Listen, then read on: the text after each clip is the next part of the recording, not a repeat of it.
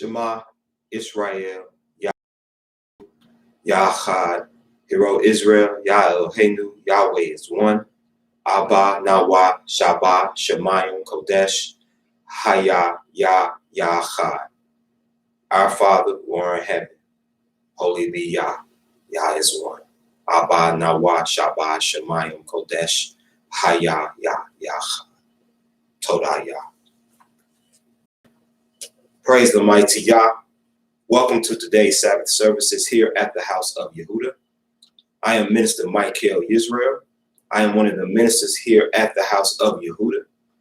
I also am a student as well as a teacher. And I sit under my teachers, Minister, Elder, the late great Elder Elisha Israel, Minister Elder Daniel Israel, Minister Elder Zekiah Israel, Minister Yoel, and Elder Yemuel Israel. And every week, here at the house of Yehuda, it is an honor and a privilege to come before the great congregation and to bring and to edify the name of Yahweh. Hallelujah. Let us start our reading in the book of Psalms 136. Please stand and let us face the direction in which Yah has chosen to place his name, towards Jerusalem. And you'll find that in the book of, I believe it's 2 Chronicles chapter 6. Yah chose to place his name in Jerusalem. So we pray towards that holy city. Praise Yahweh. Oh, give thanks unto Yahweh, for he is good, for his mercy endureth forever. Oh, give thanks unto the Elohim of powers, for his mercy endureth forever. I apologize. Let me start over. Silica. Give thanks unto Yahweh, for he is good, for his mercy endureth forever. Oh, give thanks unto the Elohim of powers, for his mercy endureth forever. Oh, give thanks to the Master of masters, for his mercy endureth forever. To him who alone doeth great wonders, for his mercy endureth forever. To him that by wisdom made the heavens, for his mercy endureth forever. To him that stretched out the earth above the waters, for his mercy endureth forever. To him that made great lights, for his mercy endureth forever. The sun to rule by day, for his mercy endureth forever. The moon and stars to rule by night, for his mercy endureth forever. To him that smote Egypt in their firstborn, for his mercy endureth forever. And brought out Israel from among them, for his mercy endureth forever. With a strong hand and with a stretched out arm, for his mercy endureth forever. To him which divided the Red Sea into parts, for his mercy endureth forever. And made Israel to pass through the midst of it, for his mercy endureth forever. But overthrew Pharaoh and his host in the Red Sea, for his mercy endureth forever. To him which led his people through the wilderness, for his mercy endureth forever. To him which smote great kings, for his mercy endureth forever. And slew famous kings, for his mercy endureth forever. Sihon, king of the Amorites, for his mercy endureth forever. And Og, the king of Bashan, for his mercy endureth forever. And gave their land for inheritance, for his mercy endureth forever. Even inheritance unto Israel, his servant, for his mercy endureth forever. Who remembered us in our low estate, for his mercy endureth forever. And hath redeemed us from our enemies, for his mercy endureth forever. Who giveth food to all flesh, for his mercy endureth forever. O give thanks unto the Elohim of heaven, for his mercy endureth forever. Praise Yah.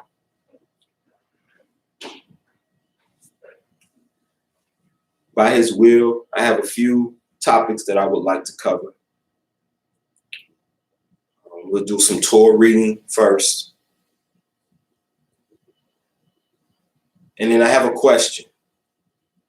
I have a question in dealing with our stay here in captivity. Our stay here in captivity. Before I do that, Let's go over the commandments. Let us turn to the book of Exodus, chapter 20.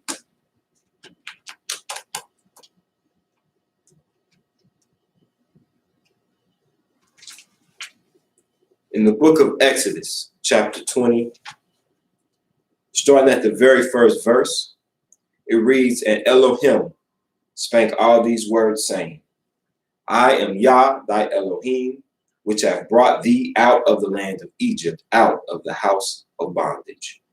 The first commandment is, I shall have no other Elohims before me. The second commandment, I shall not make unto myself a graven image, or any likeness of anything that is in heaven above, or that is in the earth beneath, or that is in the water beneath the earth. I shall not bow down myself to them, nor serve them. For I, Yah, thy Elohim, am a jealous Elohim, visiting the iniquity of the fathers upon the children unto the third and fourth generation of them that hate me, and showing mercy unto thousands of them that love me, and showing mercy unto thousands of them that love me, and keep my commandments. The third commandment is, I shall not take the name of Yah, my Elohim, in vain. For Yah will not hold me guiltless if I take his name in vain. The fourth commandment is, remember the Sabbath day to keep it holy. 6 days shall I labor and do all my work, but the seventh day is the Sabbath of Yah, my Elohim. In it I shall not do any work, I, nor my son, nor my daughter, nor my manservant, nor my maidservant, nor my cattle, nor my stranger that is within my gates. For in 6 days Yah made heaven and earth, the sea, and all that in them is, and rested the seventh day. Wherefore Yah blessed the Sabbath day and hallowed it. The fifth commandment, honor my father and my mother, that my days may be long upon the land which Yah giveth me. The sixth commandment, I shall not murder. The seventh commandment, I shall not commit adultery. The eighth commandment, I shall not steal. The ninth commandment, I shall not bear false witness against my brethren and sisters, brothers and sisters. Shall not be a false witness against them. The tenth commandment reads, I shall not covet my neighbor's house. I shall not covet my neighbor's wife, nor his manservant, nor his maidservant, nor his ox, nor his ass, nor anything that is my neighbor's. And all the people saw the thunderings and the lightnings and the noise of the trumpet and the mountain smoking. And when the people saw it, they removed and stood afar off. And they said unto Moses, Speak thou with us, and we will hear. But let not Elohim speak with us, lest we die. And Moses said unto the people, Fear not, for Elohim is come to prove you, and that his fear may be before your faces, that ye sin not. Praise Yahweh. I believe just about every week we read these 10 commandments. To you listening, it may be something that's mundane. It may be something, okay, that's being redundant.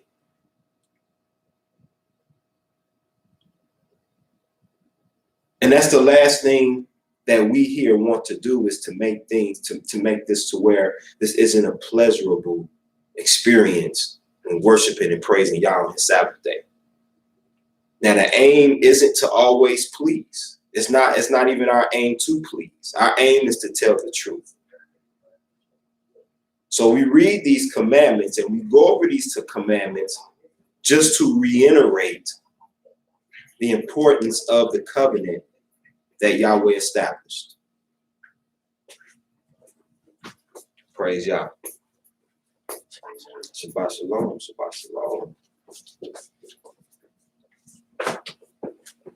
Shabbat shalom, welcome, welcome, praise Yahweh.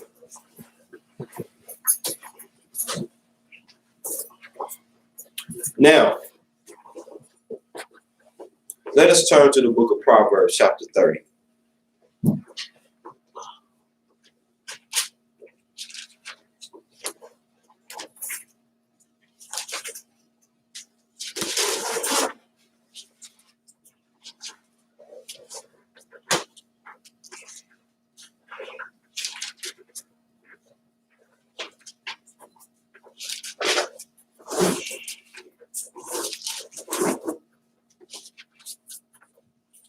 In the book of Proverbs, chapter 30, I'm only going to read one verse, and that's verse number 4. It reads, "Who hath ascended up into heaven, or descended?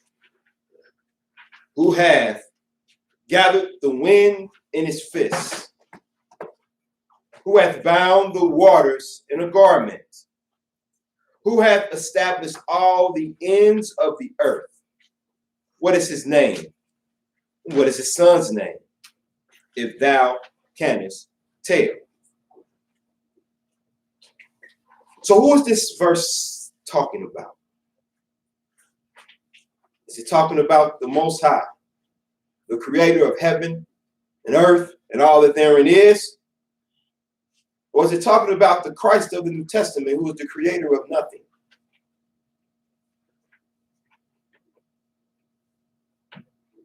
Well, let's see who his son is that this is speaking of. And just tune in, just stay still. I'm going somewhere. No, this lesson isn't about Christ today. Just want to reiterate a point that many of the Morays have reiterated. It says in the book of Exodus chapter 4, and most of you don't have to turn there. Most of us know about these verses. But it says, "And thou shalt say unto Pharaoh, Thus saith Yahweh, Israel is my son, even my firstborn." I don't have to go no further. Well, yes, I will. Go to the 23rd verse. It says, "And I say unto thee, Let my son go, that he may serve me, if thou refuse to let him go. Behold, I will," and it says, and he lets us know, he lets them know. This message is sent to Pharaoh, that if you don't release my son, he says in the last sentence of verse 23, that I will slay thy son, even thy firstborn. Now that has been read many, many times. And the reason that I'm basically just going back over it was dealing with this verse here where it says, "Who is his son? Can you tell who he is?" His son is Israel. Now, Israel is a special group of individuals.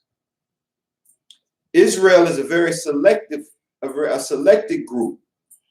And even out of the selective group, the Almighty has a select few that he considers to be his saints. Now, his saints are those, well, let me ask this question. Are all of Israel his saints? Well, let me feed you the answers. Absolutely not. Just because you know Yah, or well, let me say this, just because we can regurgitate scriptures, or just because you wear fringes and this, that, and the other, and you want to walk around here with all this, I guess what you consider to be cultural look of how our people may have looked, the Almighty has an elect group of individuals that not only do that, but they exhibit the fear and the reverence for the Creator. In order to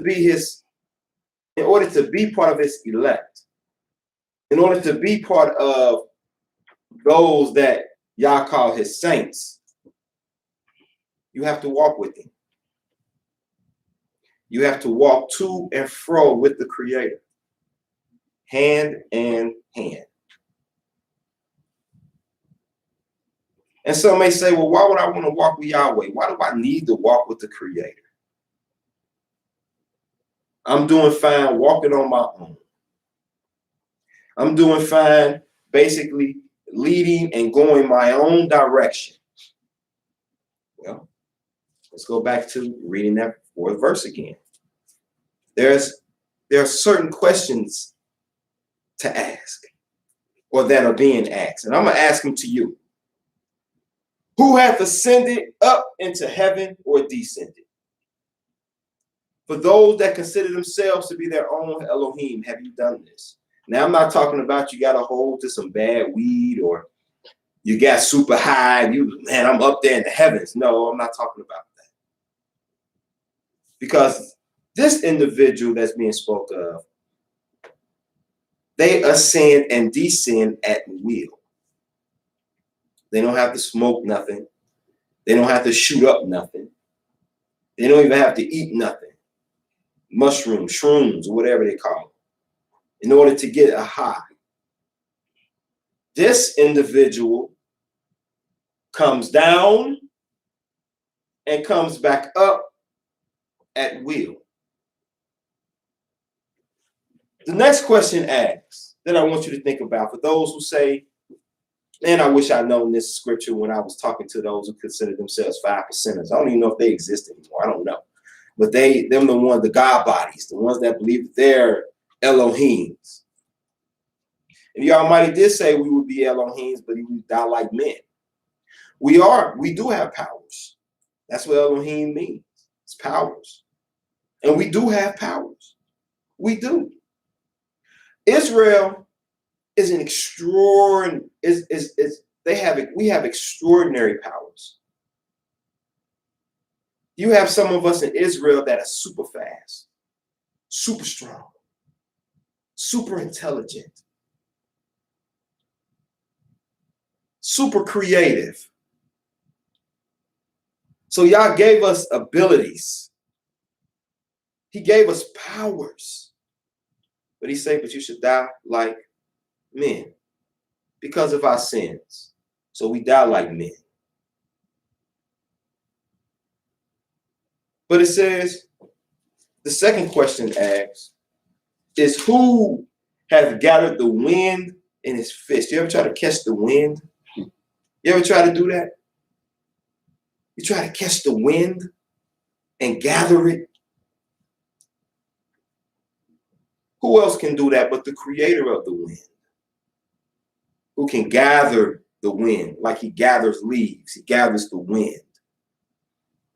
He can gather the wind and disperse it where it may. If he wants a tsunami, he talks to the waters. Go forth, destroy.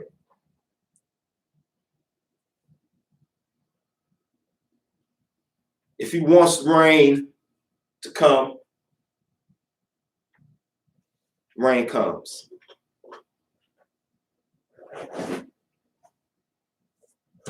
If he wants wind to come, the wind comes. If the world teaches that there isn't an Elohim, but have you noticed how much this man tries to mimic being a God or Elohim? He'll tell you one doesn't exist, but yet he tries so hard to create things like harp that's used to control the weather, that's used to control the weather. And it was created to be used for war. Because if you can control your enemy's weather, say for example, you go over to where it's mainly desert. And let's say you somehow manipulate something and it goes from being desert to rain or from rain to snow, where you can turn the terrain into your advantage. I read about that in The Art of War by Sun Tzu. And it talks about learning the terrain of your enemy, learning the land of your enemy. Think about when America first went over to the Gulf, went over to Iran and Iraq. And remember when during the Gulf War, how America was getting basically their butt handed to them? Well, that's because they weren't used to the terrain. See, you're going up against individuals who train in those conditions, as opposed to being put in a position where you have to fight in that position. You go up against someone who was trained and raised up in it to fight against someone who wasn't. What do you expect? Given the nickname Sand Niggas, what do you expect? There's a line in Batman, and this is when he fought this enemy, this evil guy named Bane. And he fought Bane in the dark. And Bane basically said, I don't remember verbatim, but he said, where you was trained in the dark, I was born in the dark. So what this man did was he created this thing that somehow will manipulate the weather, and it was created for warfare. But no matter what they create, I don't care what they make, there's nothing that can compare to a king who can gather the wind in his fists.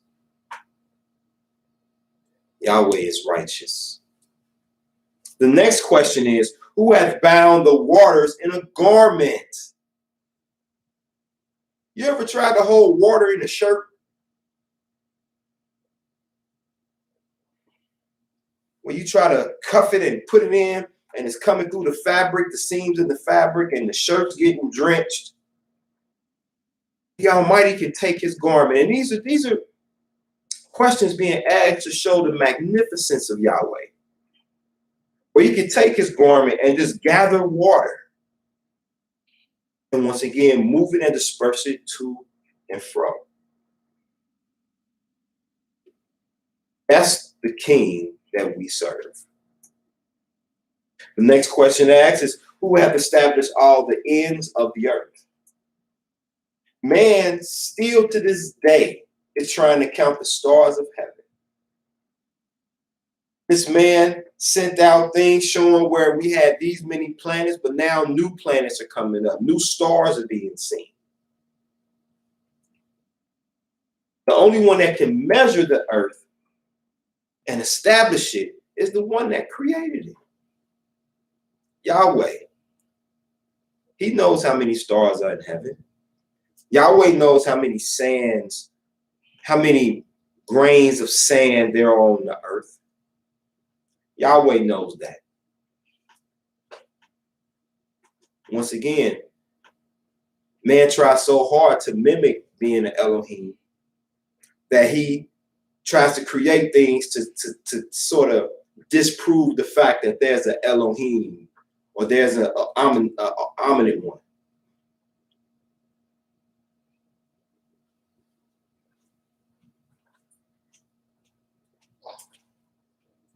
And then the next question asks is, who hath established all the ends? Shalom, family. Shalom. It says, who hath established all the ends of the earth? Next question is, shalom, brother. Shalom. Shalom. It says here, what is his name and his son's name? If thou canst tell, his name is Yahweh, his son's name is Israel. Point blank, boom, there we go. So now we'll walk into testimonies with that. The one whom establishes the earth, the one who gathers the wind in his hand, the one who ascends from heaven and descends. Yahweh is his name. I'm open for testimonies. Yes, sir. I want to start by giving all the glory, honor, and praise to Almighty Yahweh by saying hallelujah. Hallelujah. And I want to thank him for blessing all my friends, family, and myself for making it through another week to another Shabbat. And he even blessed me. I was wondering if I was needing for some money, and he blessed me to come into some money the other day. So praise God for that. I was worried for a little minute, but hallelujah. So praise Yah. Praise Yahweh. Yahweh always makes a way, don't he? He always makes a way, don't he? Yes, sir. And it's deep because when he makes a way, well, I'm gonna let Sister Don go. Then I'll no. Go ahead, sister. Hallelujah. So many things to be grateful for. I don't know where to start. But no, seriously, for real. Praise Yahweh. Like, I continue to be fascinated by his creation. Not creation related. Last night, I was making some French fries, and the oil was hot, and I saw it smoking. But I'm like, well, it just means it's hot. It's all right. And I put the French fries in the oil, and a fire arose as the oil overflowed and went all the way to the ceiling of my kitchen. Wow. And my kitchen ain't catch on fire. I ain't got a burn mark or nothing. And my son ran out the kitchen scared, and I just kind of stood there like, I was fascinated, but I was like, y'all, please don't let me burn down this kitchen. My husband gonna kill me. Do we have insurance to cover this? And it went back down. First Mighty YAH. I wasn't scared or afraid. I was just kind of just calm. And it was weird because I'm like, shouldn't I be freaking out right now? But I wasn't. I just watched the flame go all the way to the ceiling. Wow. And then come back in. Ain't no burn marks. Ain't nothing. What can you say behind that besides hallelujah? That's it. Yeah. Praise Yah. Exactly. You know what, though? I'm going to tell you. He was in the bathroom. I didn't scream. I didn't holler. Like I said, knowledge ran out because he was like, ah. But I was just like, wow. No, I was like, fire! Fire! And it wasn't. It was a solid tunnel of flame that went from the stove to the ceiling and came back down and stopped. Wow! Yeah. Wow! Like a pillar, like a pillar of fire. Like it was a pillar of fire. Wow! And you would never know it if you went in my kitchen. It ain't no burn mark on the ceiling. It ain't no marks on the cabinet where it went. It just went up and then came back down. You know what's deep is like sometimes people might be like, "Oh, you read too much into it, Mike." But that could be a message from the Almighty. Like I'm real, like, cause just think about it. Cause like if especially if you have a lot of flammable things in your kitchen, for it to go up as a pillar and then come right back down. There's no burn mark. There is no singe marks on the cabinet where the flame went right next to. Exactly. Nothing. If you hadn't been there to see it, you wouldn't know that it happened. And it wasn't meant for nobody else to see it but you. That's what's deep. That's what's deep. Yahweh got a way of communicating. Man. And sometimes, and you know what's deep is sometimes we can have a thought and it's not a right thought. And then something happened and we trying to figure out why did that happen? Because Yahweh was trying to get with you and wake you up. I stay talking about fire burn. And yeah. And that's what happened. So praise hallelujah. Yahweh. Praise Yahweh. Man, that was deep. Man, that was deep. Wow. That was a message. First and foremost, I'd like to give all praises to the Almighty YAH by saying hallelujah. Hallelujah. I'd like to thank the Almighty for waking me up and looking over my family. And also, I'd like to thank the Almighty bless my family. My husband passed in March. And then my granddaughter, she passed in April. And I've been going through a lot of things, but the Almighty blessed me financially for the next 3 months. My rent has been taken care of for the next 3 months, part of my utility for the next 3 months, my water bill. And I thank you for that because only God could do something like that. And I thank you, God, because you know I needed that.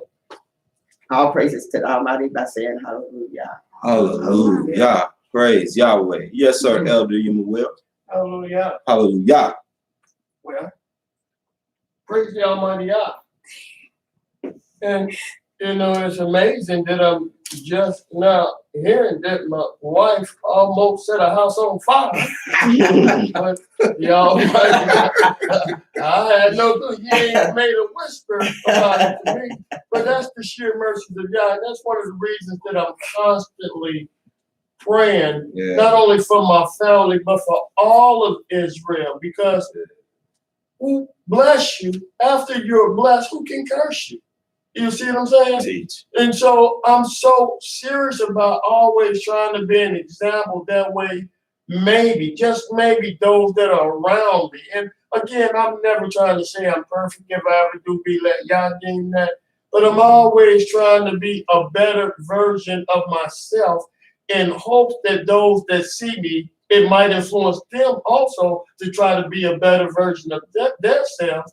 That way we can just keep those blessings going. And I think it's just so crucial that we understand there's no such thing as good luck and bad luck. You have blessings and you have curses, and the same one that bless you is the same one that curse you. So praise Yah for the Almighty's blessings and His mercy. Hallelujah.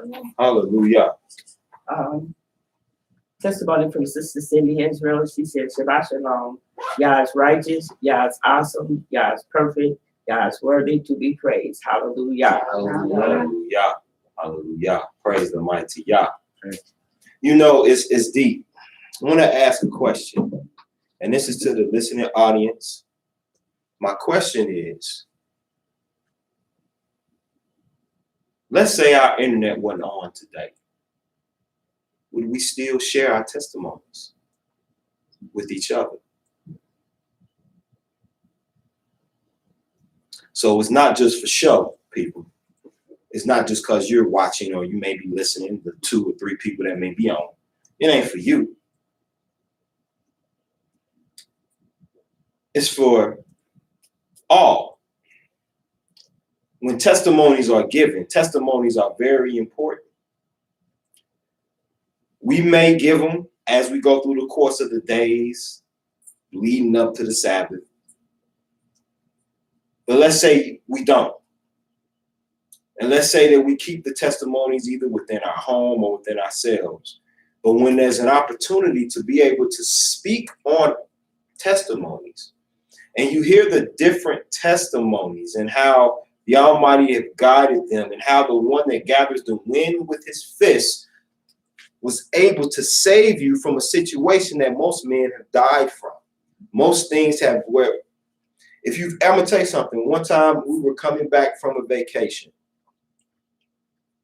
We were coming back from, I forgot where we were coming back from, but we were in a plane. And I saw one of the most beautiful, but yet terrifying things. Thunder, lightning, because we flew over the clouds. You fly over the clouds.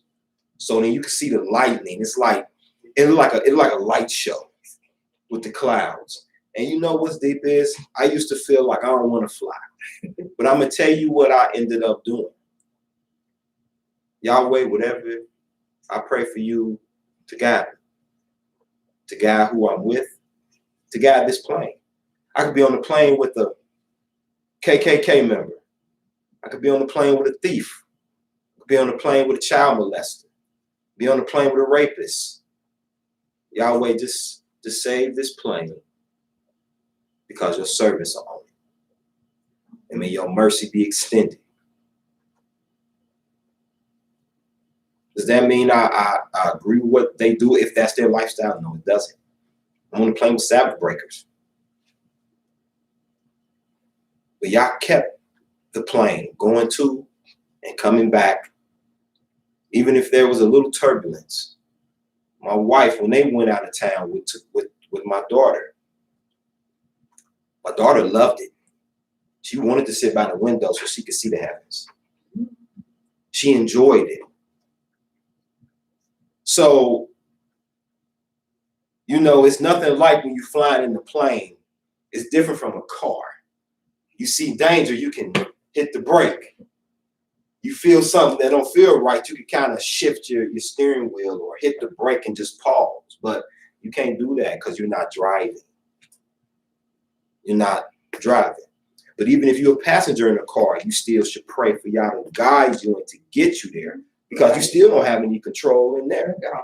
You ever been driving and somebody hit and they going so fast and you, I don't know, it's that imaginary brake on your foot just automatically go to that brake like, hey man, hey. And they looking like, what's wrong with you? Oh, nothing.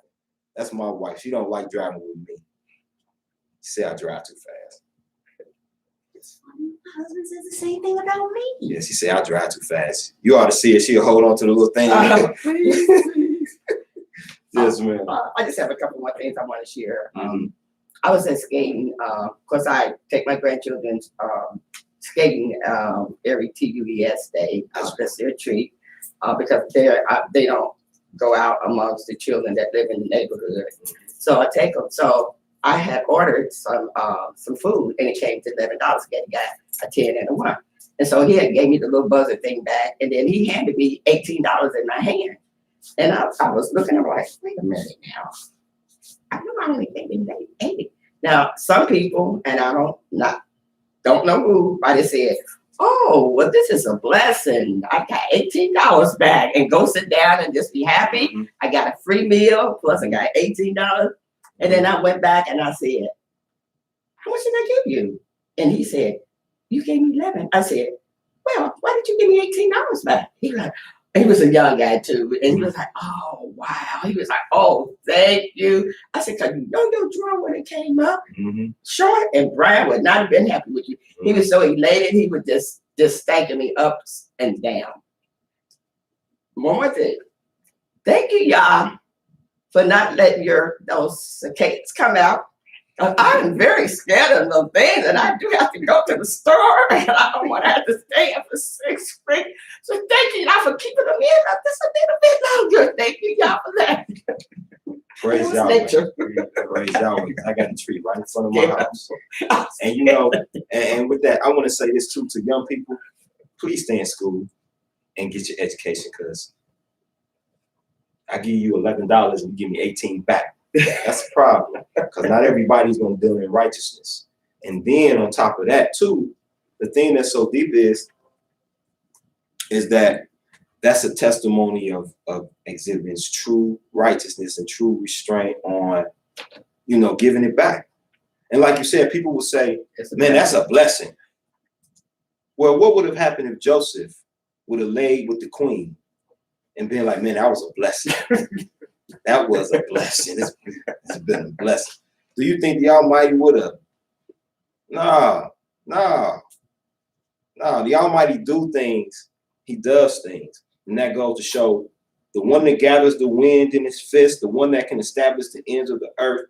Do we not think that he can move and manipulate what he wants to do? Yes, he can. He can do what he wants. Brother, you right?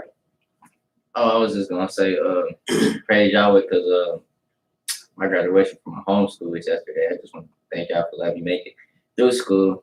It's been kind of tough last year, but my last official day is next Tuesday. So yeah, Right. You got praise homeschool? Yahweh. No, I go to Scarlet. Scarlet? Yeah, Praise Yahweh. Congratulations, brother. Praise Yahweh. praise Yahweh. Is the graduation on Sabbath? No, sir. Okay, we need the information so we can come and support. We got a limited amount of tickets. That's fine. I can watch it on TV. I'm pretty sure they're gonna stream it somehow. So just give me the information. I got. I don't need a ticket. I can sit outside. I know what Scarlet is. I sit out in the car. You understand? And I think that that's what we need. Right. We talk about coming together, but do we really come together? Or do you want to come together because you just want extra money for your Knesset? See, that's the problem. The thing is, there should never be where any of us that's willing should ever have to go to a school meeting because their child is acting a fool by themselves because maybe the father's not there. And maybe you go and you say, hey, I mean, you know, maybe we offer ourselves and go sit in a meeting and go sit with them as support.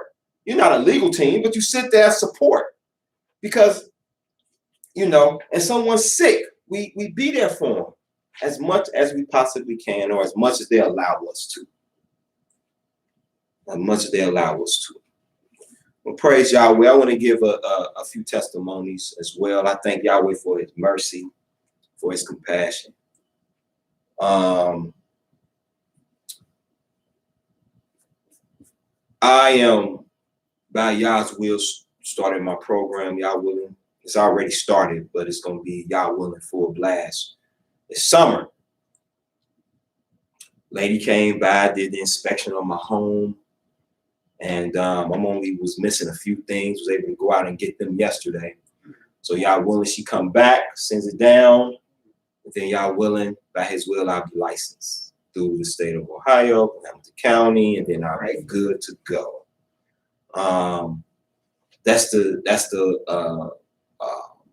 She came by yesterday. And I thank Yahweh for a wonderful family. My wife has been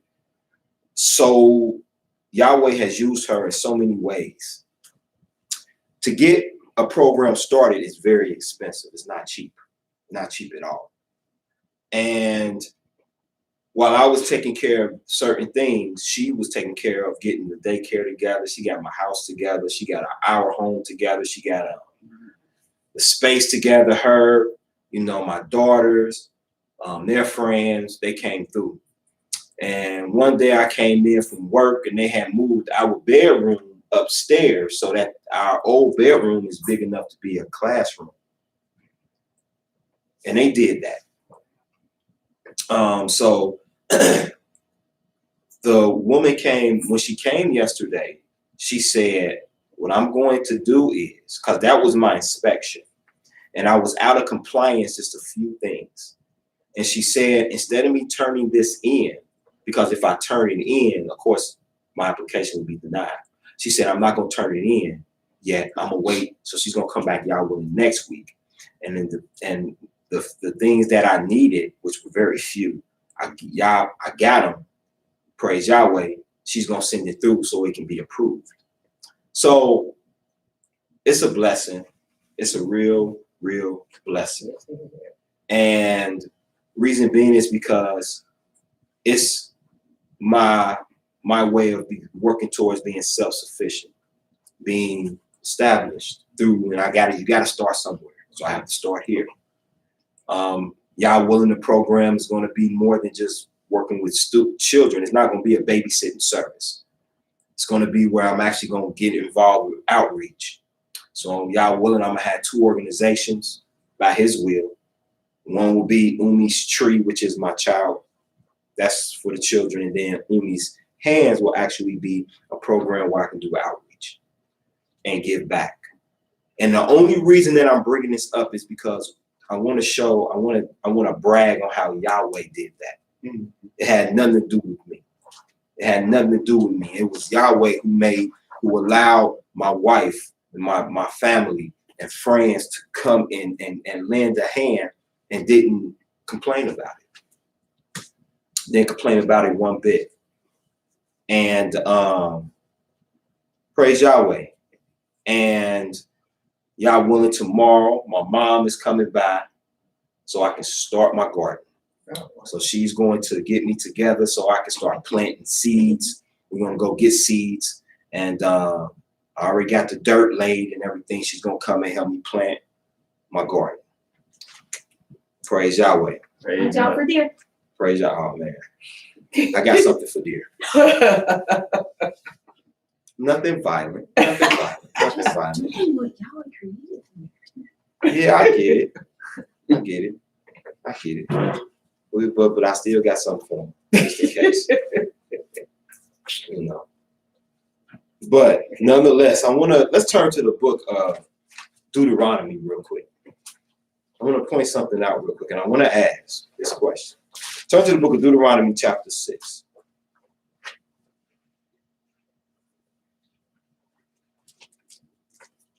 In the book of Deuteronomy chapter 6,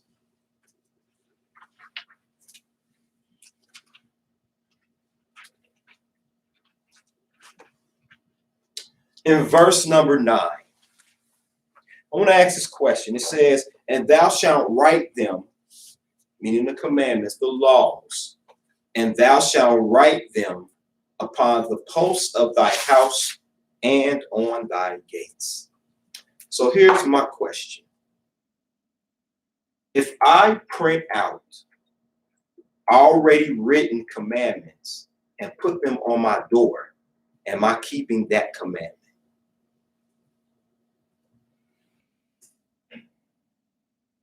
That is my question. Let's say that I take, and let's say that I print out commandments, and even if I cut them all out individually and maybe paste them on my door or my doorpost, am I keeping that commandment? That is my question. Yes, sir.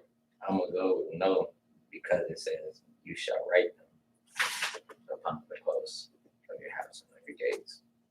Anyone else? Uriah says no.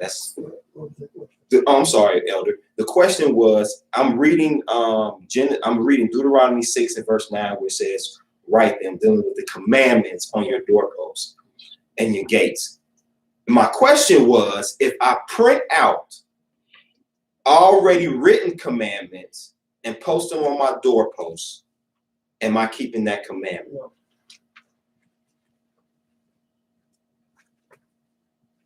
Okay. So then the next question is, are these doorposts, is this dealing with when we get home, or should we write them on the doorposts here in captivity? Here in captivity as well. They have things such as paint when you move, whatever. Very good, very good. Let's look at this first verse. It says, now these are the commandments, the statutes, and the judgments which Yah, your Elohim, commanded to teach you, that ye might do them in the land whither ye go to possess it.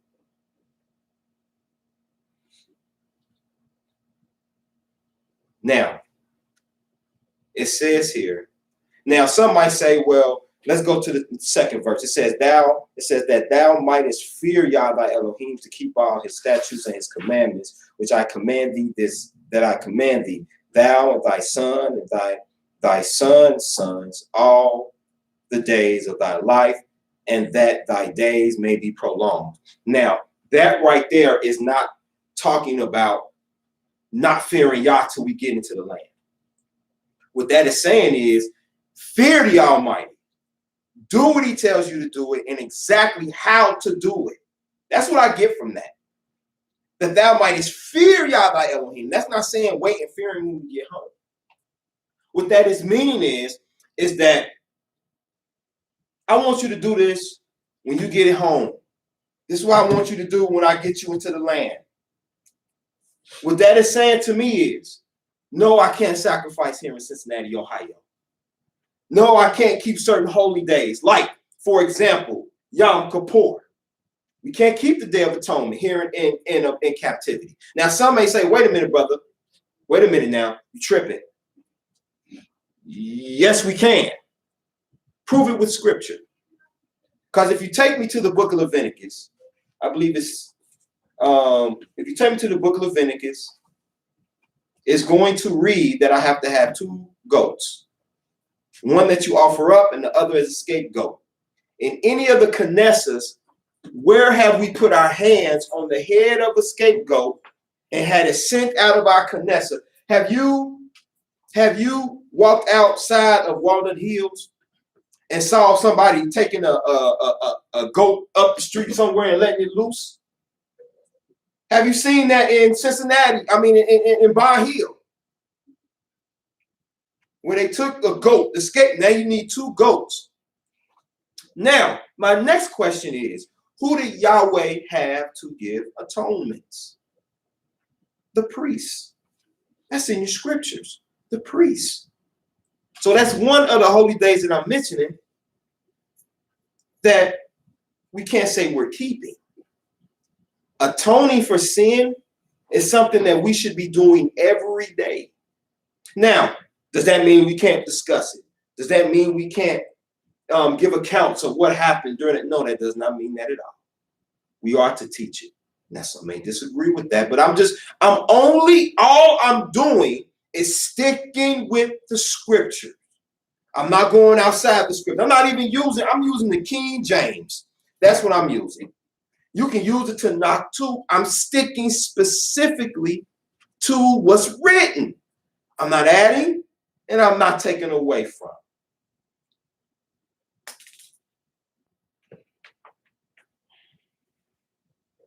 So right here, the Almighty says, "Hear therefore, O Israel, and observe to do it, that it may be well with thee, and that ye may increase mightily, as Yahweh Elohim of thy fathers hath promised thee, in the land that floweth with milk and honey." So the Almighty wants us to fear him, to do his will. There are certain things here in captivity that we lost because of our disobedience. Most of us, we don't know who the priests are. We don't have a temple anymore. We don't have necessarily symbols that symbolizes us. We have the mezuzah, the menorah, excuse me. We have our fringes. But there are a lot of things that we've lost because of our disobedience. So when the Almighty tells us to follow him, he wants us to do it whether we're in the land or not. He wants us to teach our children whether we're in the land or not.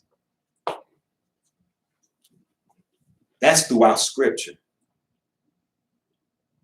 Throughout Scripture. So as my elder stated, he's absolutely right. That's actually writing it, writing the commandments on our gates and on our doorposts. However, are we to do that here in captivity? Going by what I read. Now, I've already separated the fact of serving Yahweh. That's why we're not in our land, because we didn't serve Yahweh. Just something to think about based off of what I read. All right. That also goes along with frontlets and binders. The Almighty, are those things that is it law for us to have them here in captivity? These are just questions. Just questions. And everything that I'm reading verbatim from Scripture, so I'm not adding. Not adding anything. I'm not adding. Just something to think about. That's all. Praise Yahweh. Any questions? Any comments? All right. Now, Torah portion. There are two things that I want to go over. One is, when is a person considered an adult? We talk about it, but I actually want to read some scripture. And is it possible to be clean in captivity? Physically and spiritually. Question again, is it possible to be clean in captivity, both physically and spiritually? Now, the point of this one is to sort of help us put things in perspective. Now, I'm not going to finish through that whole, I may not finish this. I'm still dealing with some things. These are just some key things I want to bring out. But is it possible to be clean in captivity, both physically, spiritually? And I'm going to share some scriptures with you. And then you tell me what you think. All right. So my question again was dealing with verse 9 of Deuteronomy 6. Are we to write the commandments on our doorposts, or is it okay for us to use a printout of commandments and just post them up there? That was my original question. Then my second question off of that was, when it talks about your doorposts and your gates, is that specifically meaning we're supposed to do that when we get home? Based off of the very first verse in this chapter. So those are my three questions. One was, let me simplify the first question. Are we to physically write the commandments on our doorposts and on our gates? That's number one. Are we physically supposed to do that? Or is it okay to have a printout and post them up on your door? That's number one. Number two, when I read starting at the first verse, when you read and leading up to the binders, the frontlets, and then leading to verse 9, according to verse 1, are we supposed to do those things when those of us are blessed to get home to a land that belongs to us? That's the second question. So I'll just stop at the second question, because the second kind of housed 2 and 3. So those are your two questions. Are we to write them on the doorpost, physically write them? And the second question is, according to verse 1 of this chapter, are we supposed to implement the binders, the frontlets, and the writing of the commandments on our doorposts and gates when we get home? Those are the two questions. Those are questions. Just something to meditate on. Meditate. All right, now let's go to Torah portion. Turn to the book of Numbers, chapter 1.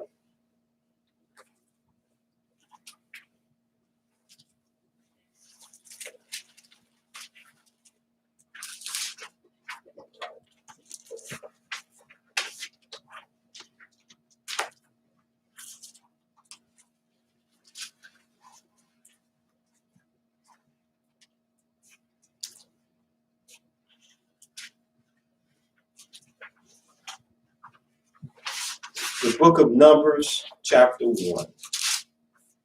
Starting at the very first verse. It reads, praise Yahweh. It reads, and Yahweh spake unto Moses in the wilderness of Sinai, in the tabernacle of the congregation, on the first day of the second month, in the second year after they were come out of the land of Egypt, saying. Now, this is when, at this point, Israel has been, and the multitude, we've been, they were out of Egypt. It has been 2 years at this point. It had been 2 years since the plagues had hit Egypt. And the most detrimental plague, of course, was the death of firstborn. This was firstborn of animal, firstborn of man and female, man and woman. If you didn't have the blood on your doorposts, as the Almighty passed through, whether you lived in Goshen or in Egypt, and whether if you lived in Goshen, if you didn't follow that commandment, then your firstborn was taken.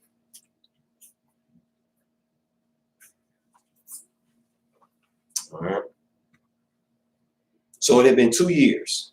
In verse 2, it says, take ye the sum of all the congregation of the children of Israel after their families, by the house of their fathers, with their number of their names, every male by the polls, from 20 years old and upward, all are able to go forth to war in Israel. Thou and Aharon shall number them by their armies. So in order to even be part of the Israelite military, you had to be 20 years and up. So can I use this as an example to show adulthood? Because then that leads to this question. When David faced Goliath, how old was he? So that's something to study as well. When David faced Goliath, what was his age? Was he 20? Because King Saul found it good for him to get ready and bear arms. So was David in his 20s when he was about to go up against Goliath? Something to think about and meditate on. But it says here, that's when you're able to go to war. So if you're able to go to war, of course, you're not going to war as a child. You're going to war as a man. This scripture has been used to establish that a man, that adult, is established at age 20. That's when adulthood is established, because you're able to go up to battle. That's when the count started. If you're 20 and up, then you can join the armies of the Almighty, his military. Okay? Let me see. Let me write that down.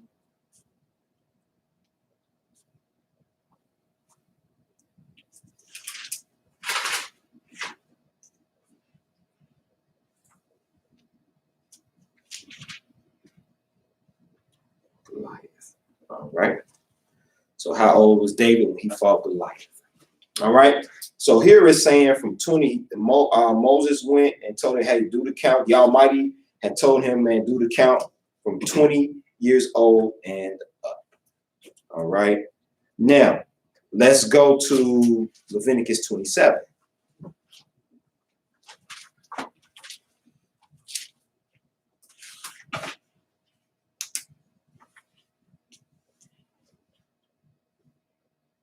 Now, this was dealing with, of course, giving, paying, offering to the Almighty.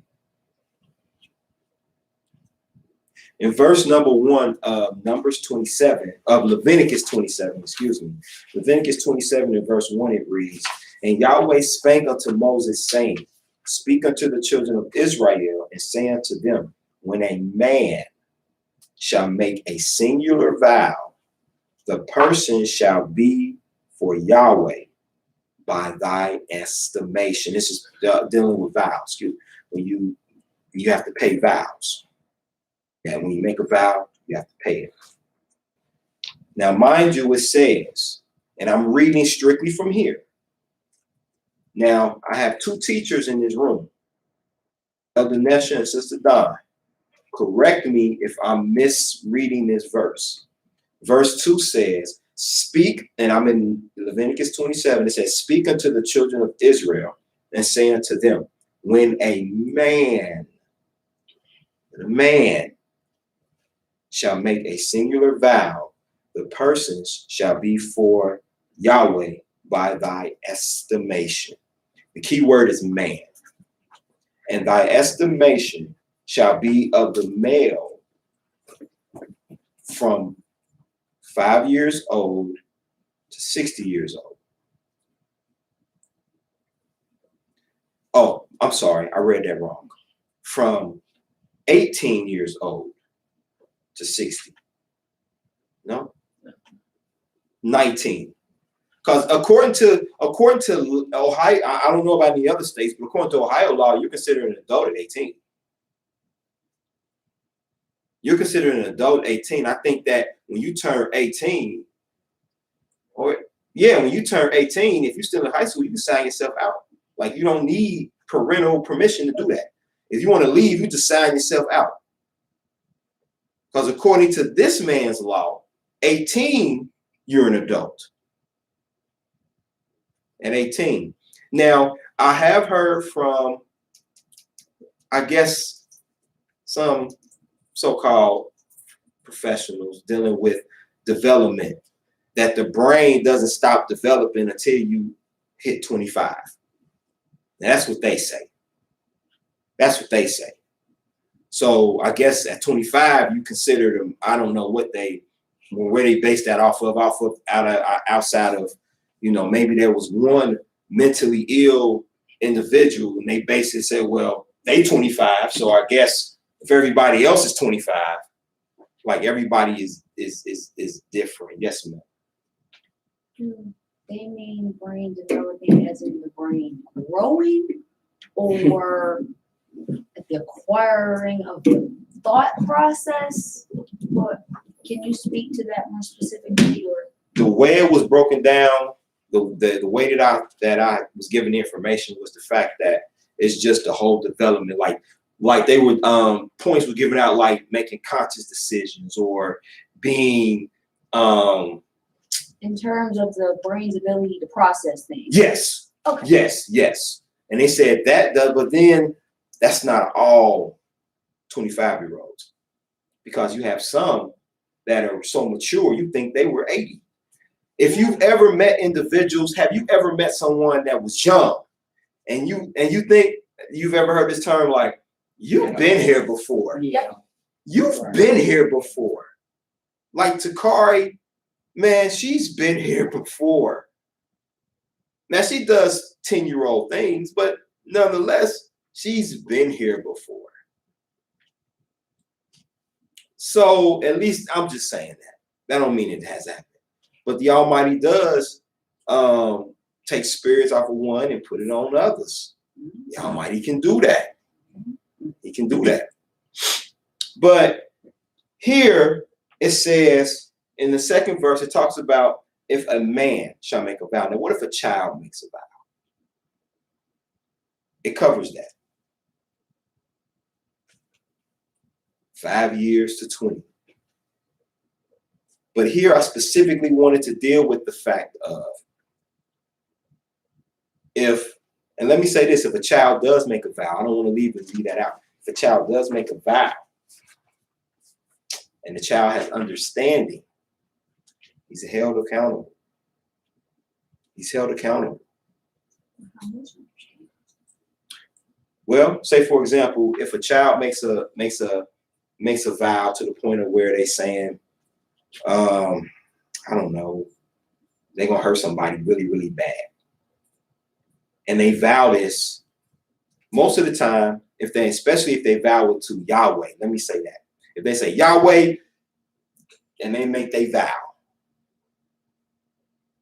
then my question would be, why wouldn't they be held accountable? I haven't seen any scriptures where they wouldn't be. They had enough consciousness to know, because there wasn't there a child who was born of an Israelitish woman whose son had cursed the Almighty. What did the Almighty do to that boy?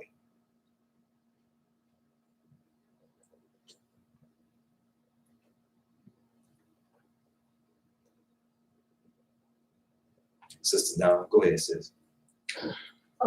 I was asking about what kind of understanding, because children, even some adults, I guess people in general, repeat what they hear sometimes.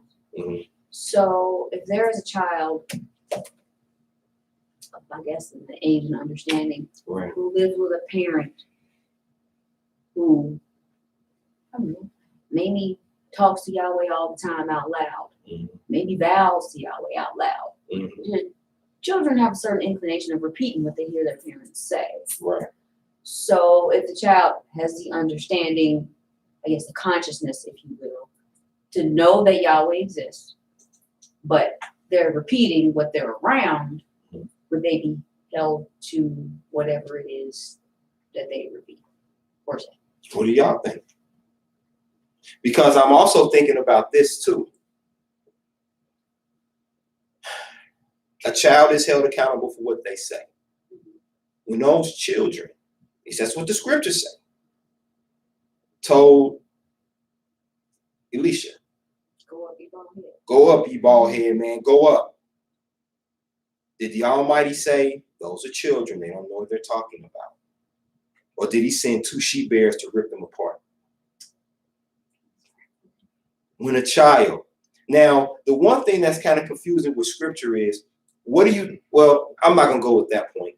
What do you do with a child who, and the reason I'm dealing with children is because we were talking about men and being held accountable and what an adult is. And I'm just dealing with the topic of children right now. What would happen if you had a child that was unruly in your home? What were you to do with them? You bring them to the judges, and this child is unruly. Now, I don't know, when it talks about he's a drunkard, and I'm thinking that he's that's an adult that's still in the home. But what do you do if you have a child and he's being disruptive or he's being unruly, according to scriptures, what are you to do to him? What if he hits his mom? What if he hits his Ema and his Ab?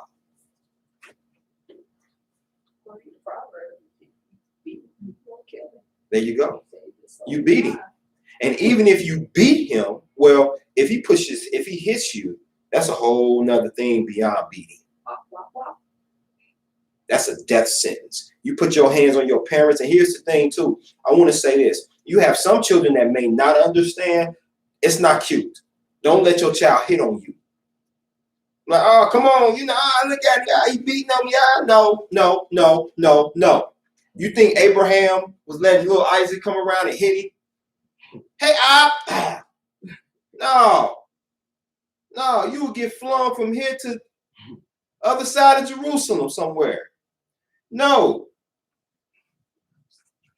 So children, to a certain extent, they are held accountable for their actions. Now, you have some children that don't understand what they're doing.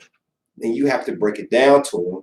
And then at that point, you teach your child, hey, well, we need to seek solace from the Creator, and we need to fix this. Watch what you say out of your mouth. But then you have some that know exactly what they're doing and exactly what they're saying.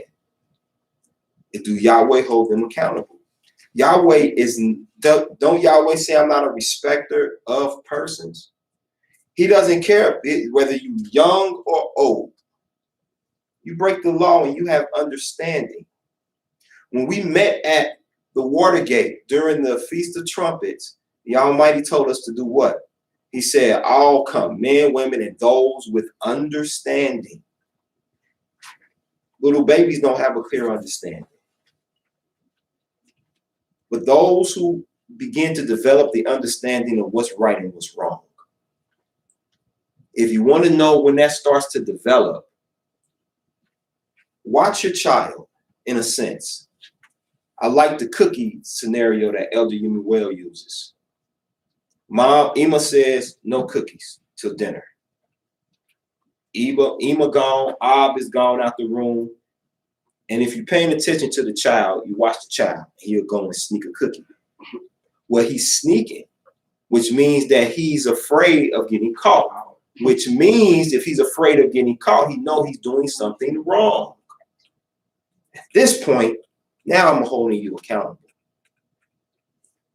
If you watch people that have mental illnesses, if you've ever worked around individuals with mental illness, sometimes when they revert back to children, they do stuff. And you like, man, don't you see me here? Yeah, but they don't have a clear understanding that that's not good to do in front of people. Such as, use the bathroom on themselves or do something that most people who have a consciousness would sneak to do, they would do in the open. Now you have some that have special needs that know and have an understanding, but you have a lot that don't.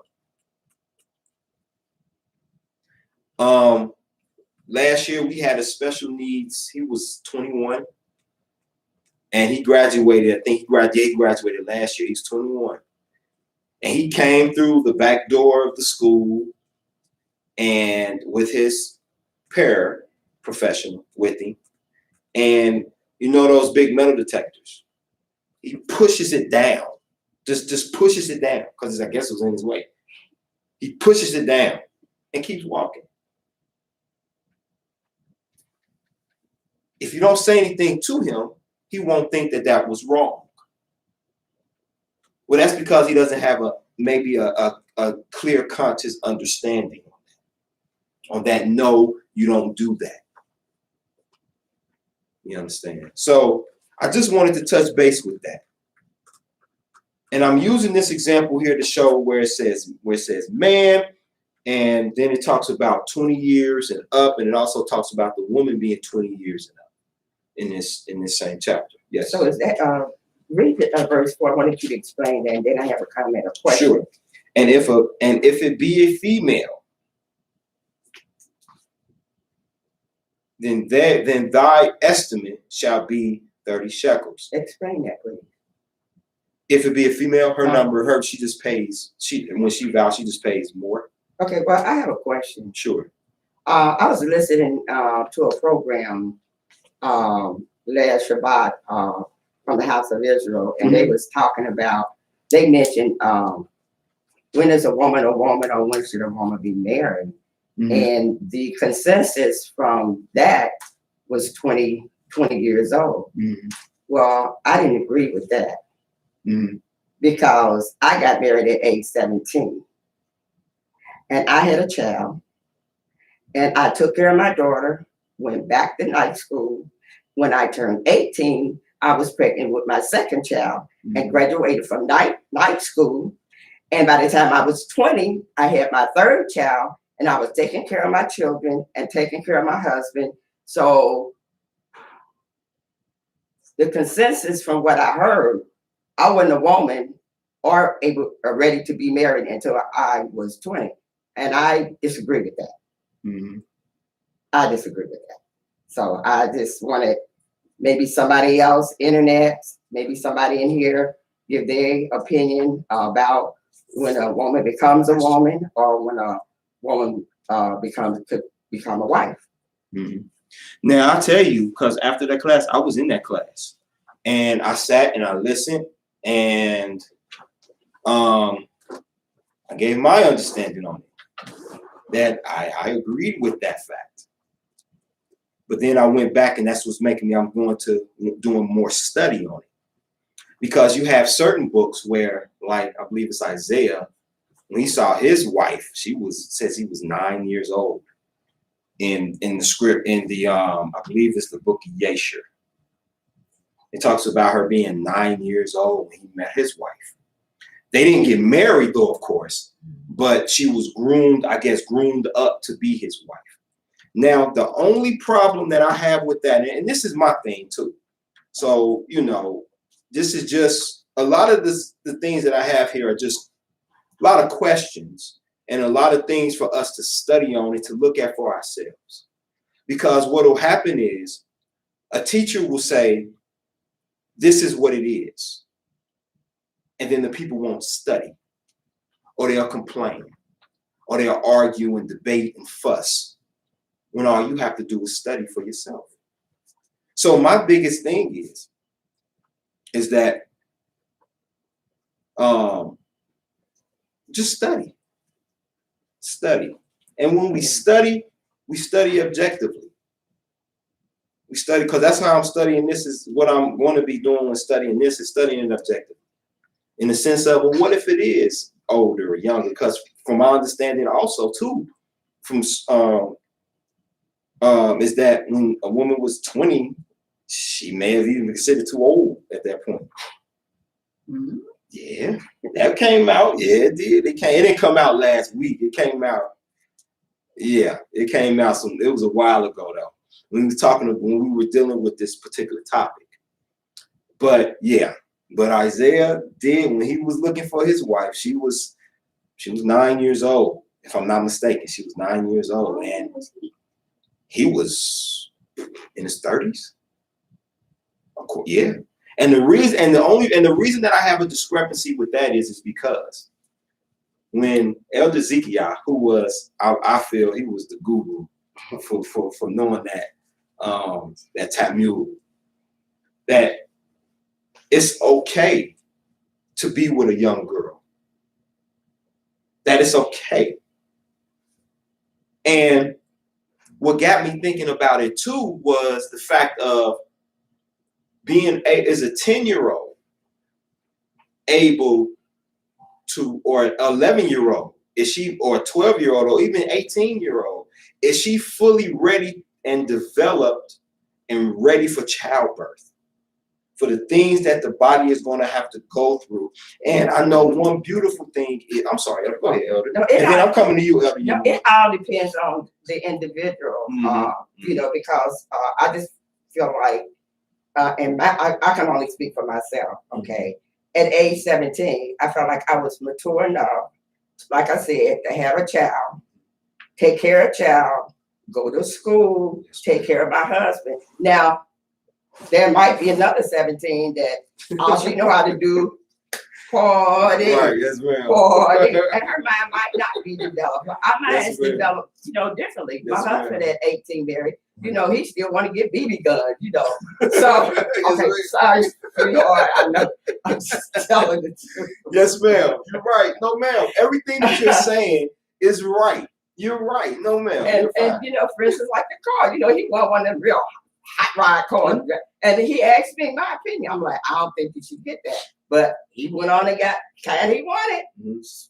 Lo and behold, he's driving fast, excited, showing his cousin, get pulled over, get locked up because they didn't have everything they needed. But, so it just depends on the individual, how they're, some 17-year-olds might not be ready for marriage at like 20 or 21. Gotcha. Yes, ma'am. So it all depends on how that individual develops mentally and physically. And because if I had been in that class, everybody probably would have been looking at me like, put her out, she's going against the grain. And I would have went against the grain because I did not agree with 20 years old, being a woman and being ready to get married. So, Sister Dinah. Elder, I'm gonna go to Elder next. Elder Well next. And you know what, Elder? I'm gonna tell you the truth, and I hope they hear that if ever you did come in there and do that and say that, they would not have done that. Why? Because I'm not going to allow that to happen. Because everybody's allowed to have their understanding. Right. You don't have to. That's what happened with Israel. We all felt like if we have a different understanding, that obviously if it don't match me, you're wrong. And that is not the case at all. That's why when I'm bringing these points out, I'm prepared for questions. But I'm also wanting to let you know that it's okay to read and to study, because if you're asking me questions and you're bringing out points about something that I'm talking about, that means you study. That means you have an understanding. That means we can have a dialogue. Right. You're not leading off of emotion. Right. You're leading off of facts. You're leading off of facts. So praise Yahweh. Sister Donna, I'm gonna come to you. Elder Well, yes, sir. No, I was when I said about question, I had removed myself, went to the restroom. Oh, yes, And I sir. was just trying to find out. I thought that maybe you had asked a question. I was just trying to stay up on, because I am, trying to listen to what Yes, you're sir. saying. Just wanted to know what I may have missed as far as if you had asked a question. I was trying to make sure I got that so that I could consider what your question was. Yes, sir. Basically, when are you considered an adult? That's basically what the question was. Okay. And I read from Numbers 1, and I read from, now I'm in Leviticus chapter 27. And I'm only reading the first 3 verses. And just using in the second verse, it says, speak unto the children of Israel and say unto them, when a man, this isn't necessarily talking about both sexes. This is solidifying that this is really just dealing with a man. It says, speak unto the children of Israel and say unto them, when a man shall make a singular vow, the persons shall be for Yahweh by thy estimation. And thy estimation shall be of the male from 20 years to 60 years. So just like in the book of Numbers 1, where it talks about when you're able to go to war, 20 and up. Right. Here is dealing with an estimation of when you make a vow. It's 20 for a man. You pay a certain, now this is dealing with a certain percentage you pay. Shalom, sis. And that's dealing with when using the word man in the second paragraph and going into explaining the man and 20 years and up. That's how much they pay. And then next is the female and how much she pays. So that's in Leviticus 27. Sister Dar. Hallelujah. Yes, ma'am. Hallelujah. I would like to also say that Sorry. I would like to also say that culture plays a big part in when a female is considered old enough to marry. Very true. Because there was a time when females, for lack of better words, were considered, I hate to say it like this, but like a bargaining chip. True. That's true. They married girls off into families as a business transaction. And that's simply what it was. This family for whatever reason, wants to be part of this family to acquire land or business practices, whatever, I guess, dowry was, whatever that family could get from that daughter being married into this particular family, that's what happened. So if she happened to be 14, well, then she got married off of 14. Mm-hmm. They didn't necessarily consider age. And then also, too, there are some cultures, again, where the females, that's what they are bred to just be wives. Mm-hmm. So whether it was 14 or 20 or whatever it was, that's what they were groomed to do. There wasn't any of this, oh, I'm going to get a career because I want to have my own money. Certainly there were exceptions. There were females who did that. Mm-hmm. But in a lot of cultures, the female's just there to produce progeny Mm-hmm. in a family. Mhm. And you'll marry and be doing the responsibilities that are considered to be wifely. Right, right. I just think that when it comes to, and this is dealing with basically when I just think that when it comes to and I'm not comfortable if a grown man comes up to my 11-year-old, 10-year-old talking about can she be my wife? Exactly. I'm gonna have a problem with that. Exactly. Really. I'm gonna have a problem with that. But in like other Knesses, I mean, you got where from what I'm understanding that it's okay. It's okay. But I'm gonna have a problem with that. Like a big problem with that. A big problem with that. I would too. You understand? Like even considering my situation with my husband, he's 16 years my senior. Mm-hmm. So when he was 16, I was a baby. Okay. And we play around with it sometimes. And I was like, so, I mean, just think about it. Like I was in middle school, you was a grown man. That would look crazy. Like I'm coming up here to pick up my girlfriend. Or you even approaching my father like I want to marry your daughter. What? I mean, could you That imagine sounds that? nasty. Like you a perv. Get on up out of here. Like you come in, you like, baby, get your lunchbox. Right. Baby, did you pack? I brought you some extra clothes. Or if I'm still in high school, he picking me up from school. Right, Like right. he in his 30s. Like that look real weird. Yeah. Are you the father? No. Yeah, exactly. I'm not a father. Yes, ma'am. When I did get married at age 16, my parents did have to sign for me to get married. Right. Right. So, And you know what, too? That's why I'm gonna tell you something. The mindset of women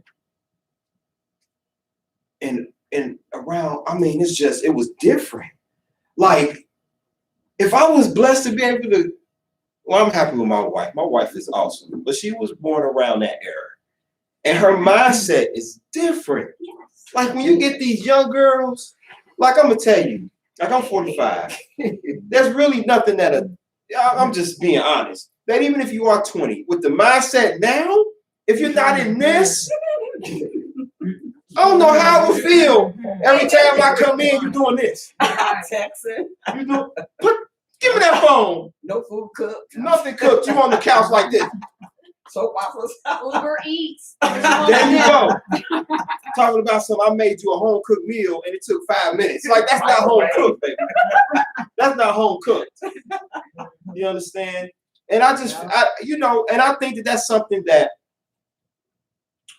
that we should bring out and discuss as far as when is adulthood, when is it considered adulthood for a woman to be married or for even a man? Because I feel that in this, I would say when it comes to a man, I would want you to be established. Right. You have to be established. You cannot have it to where you moving in with the woman. Like I've done that. And let me tell you something. It's not very masculine. And it's not even about masculinity. It's more so just about you're not established. Right. Have your own home. If you got a 1-bedroom apartment that's yours, your name is on the lease. You a man, establish yourself. Get established. You know what I'm saying? No, all this playing house and moving in with each other and doing all this. That's all for the birds. And I'm not telling you because I didn't do it. I'm telling you because I experienced it. And if you want, and I'm just throwing it out there, if you want a woman to respect you, have your own established. Because if at any given time you say you move in with the woman, it's all beautiful and all this until she starts saying, oh, well, you ain't even on my lease. You need to leave. Exactly. Get out of my house. You need to, right. And I'm not even going to pack your bags in a suitcase. I'm going to pack them in a garbage bag because that's how you came into me, trash. So as a man, it's very important for a man. I learned this later, that a man of the Almighty is established. You won't read where Abraham moved in with Sarah. You won't read where Isaac moved in with his wife. You won't read where Jacob moved in with his wife. Now, Jacob did go and work. He worked. He didn't just go up there and be like, hey, Pops, I see her. I like her. Can I lay with her? Can we do this? He said, no. He worked 7 years because he came. He didn't have anything. So what did Jacob do? He worked to establish himself. Why did he say 7 years? It took him that long to establish enough because at that point in time, the men knew that in order for me to have a wife, to have a family, I got to be established. I can't just be going off of my looks. But then it falls back on the woman. Stop letting them go off of their looks. I remember Minister Yoel taught a lesson years ago, and I was listening to it. He was basically like, cute don't pay bills. Oh, look at him. He cute. Unless you're a model. Oh, he's so cute. Oh, he cute. I want him. He's so cute. We do the same thing as men. When you hear me, I'm reading a book. And in this book, it's giving a depiction of when she was younger. And she was in Brooklyn. It was a Brooklyn summer. She was younger. So the men there were like, maybe you should start wearing short dresses, and because it describes her being voluptuous at a young age. So they said maybe you should start wearing short dresses, and maybe you'll get a husband. And the thing that's so deep is that's the mindset of men. We get hypnotized by how they move, and then the next thing you know, we done got married, you done got her pregnant, and now you calling one of us to say, man, she crazy. Did you know that about her before you got married? No, she wasn't, because you weren't looking at that. The first time you went over her mama house and you said, where your mama at? She took you to the backyard and saw her mama hanging from a tree talking about some, hey guys, that should have been a sign that the apple literally don't fall too far from the tree. You've normalized this. And that's because we don't pay attention. That's why now some people would say, well, I know some immature 20-year-olds. Exactly. It's the time that we're brought up in. Very immature 20-year-olds. How do I know? Some of them still in high school. I see them. You got passed on. You done aged out. I think aging out is 20. I know with CPS, I think it's 20. You just get to a point where you just go and they be like, you know what? Yes, there's been a couple 20-year-olds. Yeah. One of them, I think one of them is graduating this year. And then there was one, I think, last year. Yeah. 20 years old. 20 years old. And the thing is, and that's absolutely true, it's the upbringing. The upbringing is different. Our men aren't taught to be men nowadays. Most of them aren't. Can't say all of them, but most of them are not. So what I'm going to say is when you walk into being in a relationship, just sidebar for a moment, be established. Number one, be established with Yahweh. Because we need him every step of the way. That's most important. Yeah. And you get financially stable. Solomon said money is a defense. Wisdom is a defense. But it's the excellency of wisdom. Fear Yah. Keep his commandments. Do his laws. Establish yourself as a man. When David was dying, what did he tell Solomon? Shew thyself a man. Keep the commandments of Yahweh. Keep his laws. Walk with the Creator. It don't make you a man because you can plant seeds. It don't make you a man because you can get women pregnant. It makes you a man that you, number one, you wait until I make you a wife. And if she's not willing to be a wife, and you move on, we can just be friends. We can just be friends. We can be cool. If she's not willing to, especially if she's not willing to walk with Yahweh. Unfortunately, we don't have it where a lot of our women are raised up in Yahweh. Some of the women that we marry, we meet outside of Israel. They Christians. They were Muslims. And happen to regain their understanding on who Yahweh is. So when it comes to maturity, especially nowadays, going off of here where it says for a man in scripture is 20 years old. I'm not adding it, I'm not taking away from it. Those are very important milestones that were mentioned. Going to war, going up and paying your vows. Yes, sir. Also on the subject that you were just speaking on, there's a population of young females that's still in the school system, including ours, that have already had babies.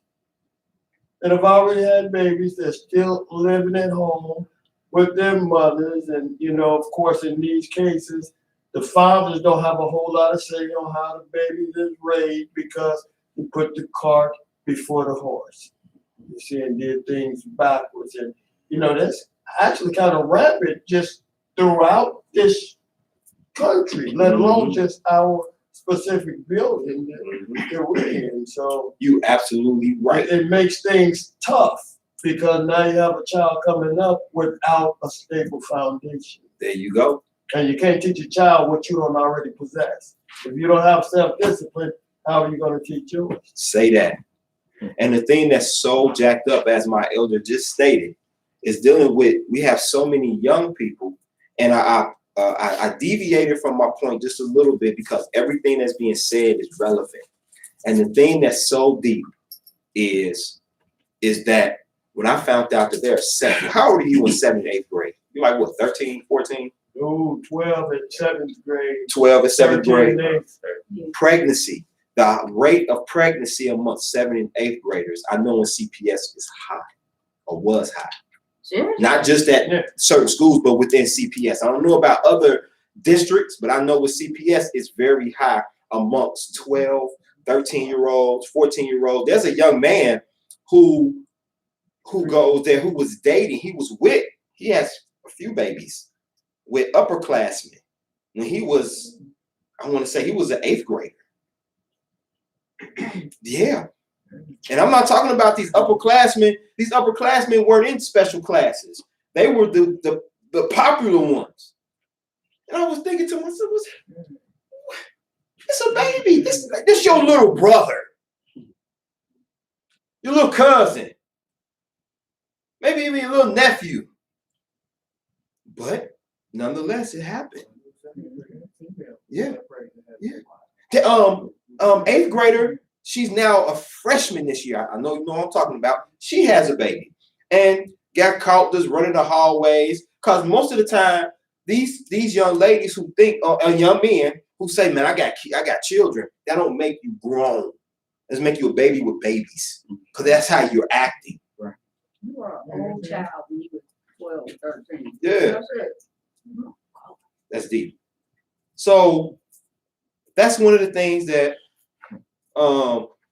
so being a man, and last week, that was the topic last week. And it's deep because, that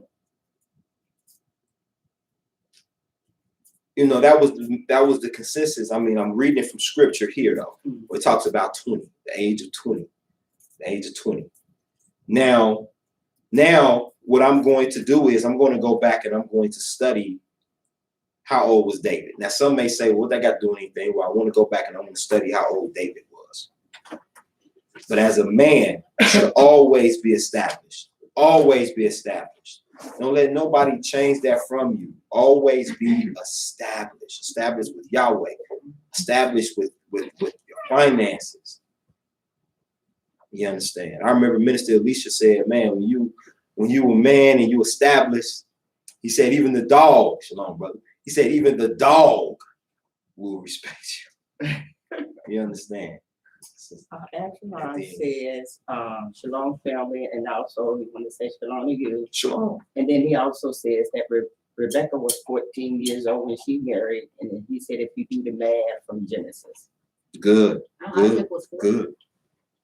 Yeah. So she was 14. So then that would debunk the fact of the age 20. And then too, you got to think of it in the sense of, are we basing it off of age or off of mentality?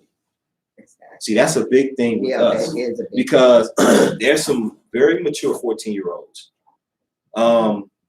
very mature, but you know, yes, sir. I was just gonna ask how old Jacob was when he worked for. I'm gonna say Jacob was.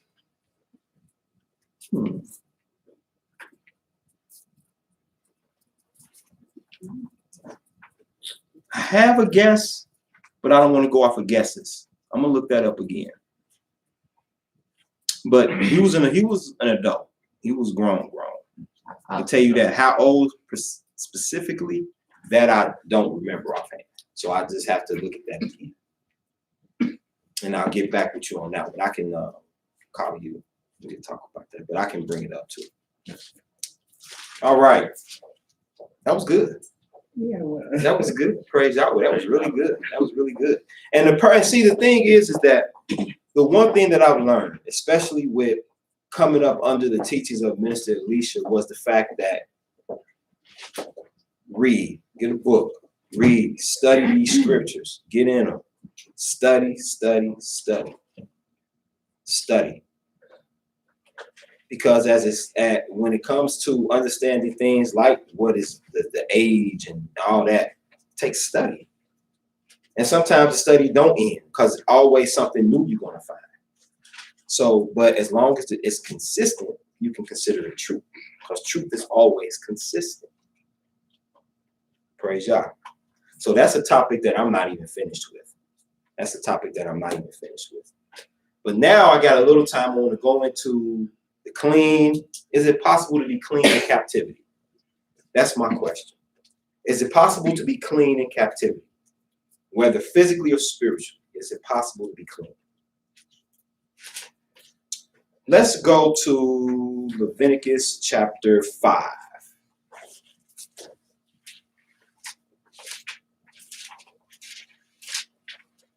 Now, this I'm not going to rush through either. So if I don't get through it, I'm fine. Because then I can add some more to it. But in the book of Leviticus chapter 5, we're going to deal with uncleanness. It says here in verse 2, or if a soul, I'll start at verse 1. It says, and if a soul sin and hear the voice of swearing and is a witness, whether he have seen or known of it, he do not utter it, then he shall bear his iniquity. Verse 2 states, or if a soul touch any unclean thing, whether it be a carcass of an unclean beast, or a carcass of an unclean cattle, or the carcass of unclean creeping things, and if it be hidden from him, he also shall be unclean and guilty. Now, if you touch these things, of course, you know you're unclean, right? Now, in verse 3, it says, or if he touch the uncleanness of man, whatsoever uncleanness it be, that a man shall be defiled with it, and it be hid from him. When he knoweth of it, then he shall be guilty. Now, what does that mean? We walk in a land that's full of impurities. Many of us go places. You sit in a restaurant. You don't know who sat there. You don't know who's there. Somebody that could have tested their body. Somebody who just came from the graveyard. Could have been a woman that's on her uncleanliness, or a man that has a running issue. You don't know. All you know is it's an empty seat right there. But what that is saying is, and I'm reading it as it states, that once you know of it, then you're guilty of that. So once you find out, like say for example, you go, and this happened to us a few times at work. A woman is unclean and she sits in a particular chair. Now, once you sit behind her and you find out, hey, she unclean, then you gotta take the precaution. You gotta do what you need to do in order to clean yourself and be unclean until the evening. All right. Let's now turn to, so that was Leviticus chapter 5. Now let's turn to Leviticus chapter 15.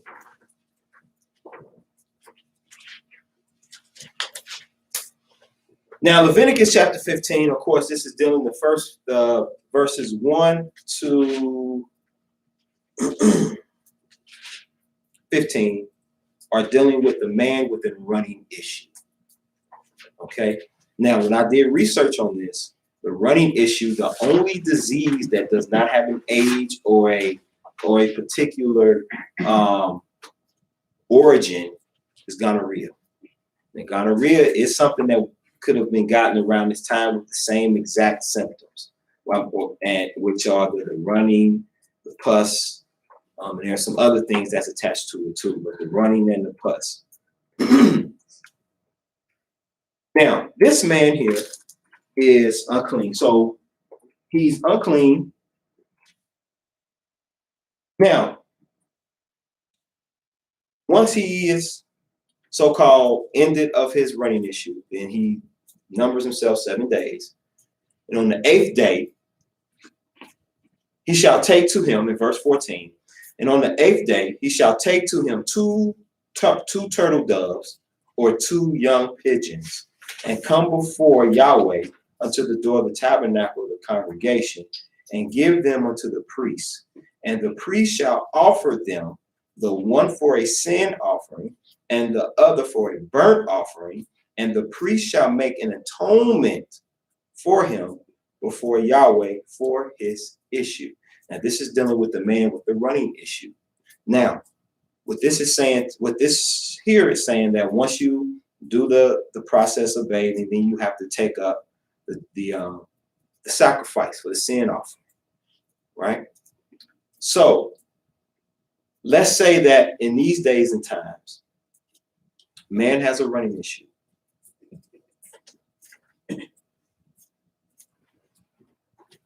Would he be able to?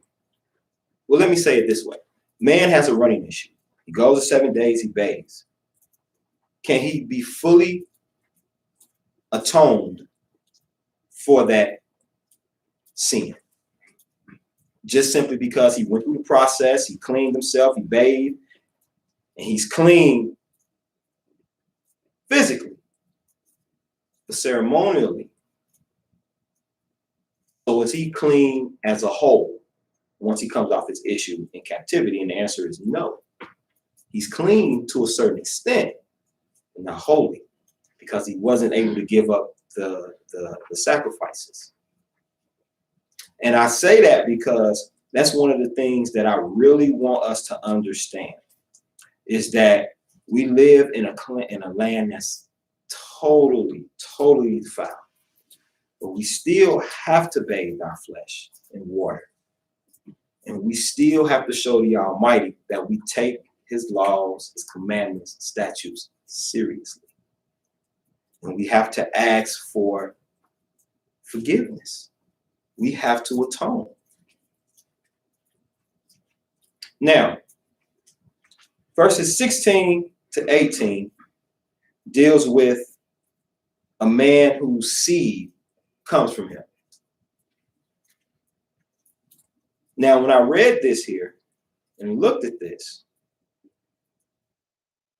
you are to bathe your flesh in water, and you are to be unclean until the evening. So you can be clean from this. You can be clean from that.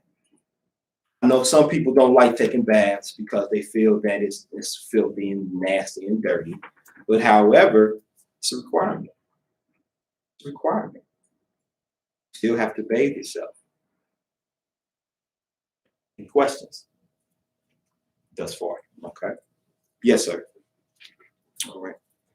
Now let's go to, and like I said, I'm not going to finish this, and that's not an issue at all. But what I want you to do, the next scriptures that I'm going to, y'all willing go to, is I want you to read Leviticus 15 in its totality. That's 1 to 33 in its totality. Read it slow. Read it with purpose. You can't understand it. Then I want you to read Leviticus 22, verses 1 to 6.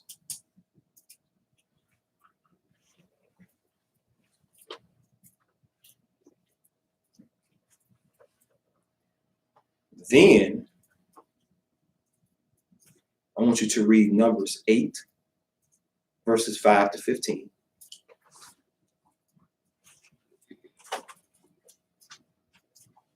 And also let's do Numbers 19, 11 to 22. And that's dealing with touching the dead body, the grave, the bone of the dead man, one slain, and the process of that.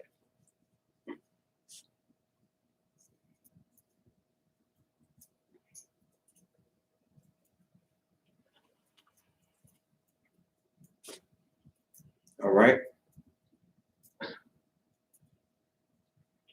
Now, spiritually, can you be clean spiritually?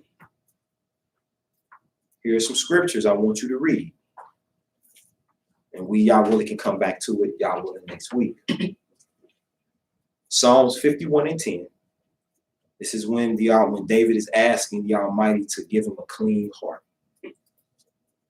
and renew his spirit. Proverbs 25 and 28.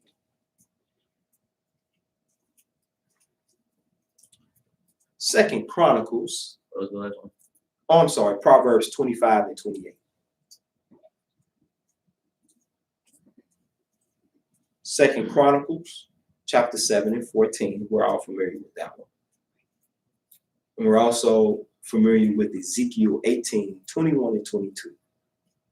Now, the reason I'm giving you these scriptures here is because I want you to go back and read them and see, are those 4 scriptures, can they be used to show that you can become spiritually clean?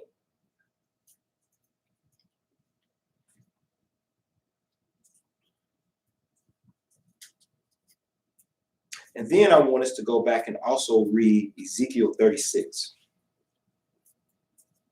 verses 16 to 29. Do we know what that is? That's dealing with when Yahweh will sprinkle clean water on us. And he will give us a new heart, a new spirit. Is that 36 and what? Ezekiel 36, verses 16 to 29.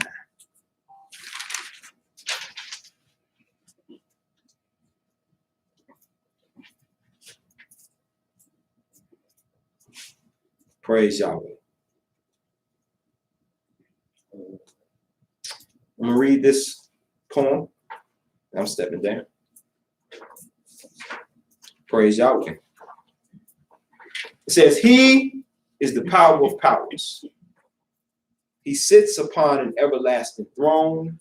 Praise Yahweh. He is the power of powers. He sits upon an everlasting throne. The dust of his feet is set in order in the sky so that it's like the sun can even receive shade. His name holds power. He devours his enemies. We are safe in his arms. His words bring order. His hands create. Life has no meaning without his definition. Praise Yahweh. With that being said, it was an honor and a privilege, and I want you to study to look at those scriptures. Now, the purpose for me giving you those scriptures was to see what you think. How do you feel about that? Are those good scriptures to show that we can spiritually be clean? Are the scriptures that are these scriptures here showing where we can be physically clean? So that's just a little bit of homework we have to do this week. But without any further ado, I would like to call up our next speaker. He is my teacher as well, and that is Minister Yoel Israel. Let us rise. Praise Yahweh.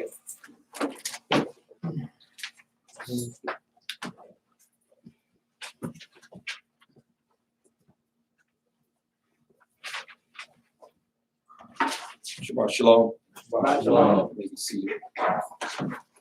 First and foremost, giving all praise, all honor, and all glory to the Holy One of Israel, whose name alone is Yah. By saying Hallelujah. Hallelujah. Once again, I'd like to say Shabbat shalom to all the brothers and sisters by way of the internet, to all Israel, those in the United States and those that scattered abroad. Greet you. Shabbat shalom. Shabbat shalom. Well, great class. And I just want to,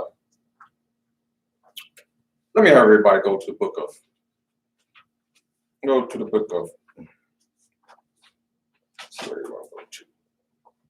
Numbers. Book of Numbers, the 8th chapter.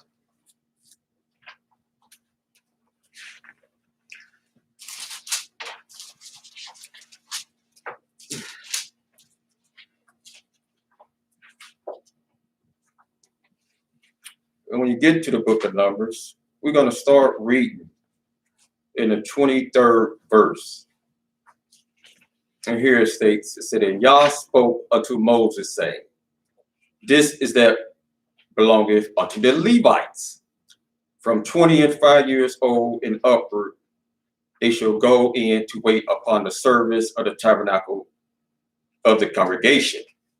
And from the age of 50 years, they shall cease waiting upon the service thereof, and shall no more serve. Now, is this saying that at 50 years of age, that one becomes a zakim, an elder? I don't know. Then why were we saying it? Why were the people at the house of Israel saying it? This has nothing to do with an elder, period. So it's very dangerous when people start coming up with their own doctrines and stuff that's not even written in the book, not even close to a zakim. Then everybody's standing up to people walking in class because they're 50 years old now. Talking about this an elder. I'm an elder. I'm 50. Going by this.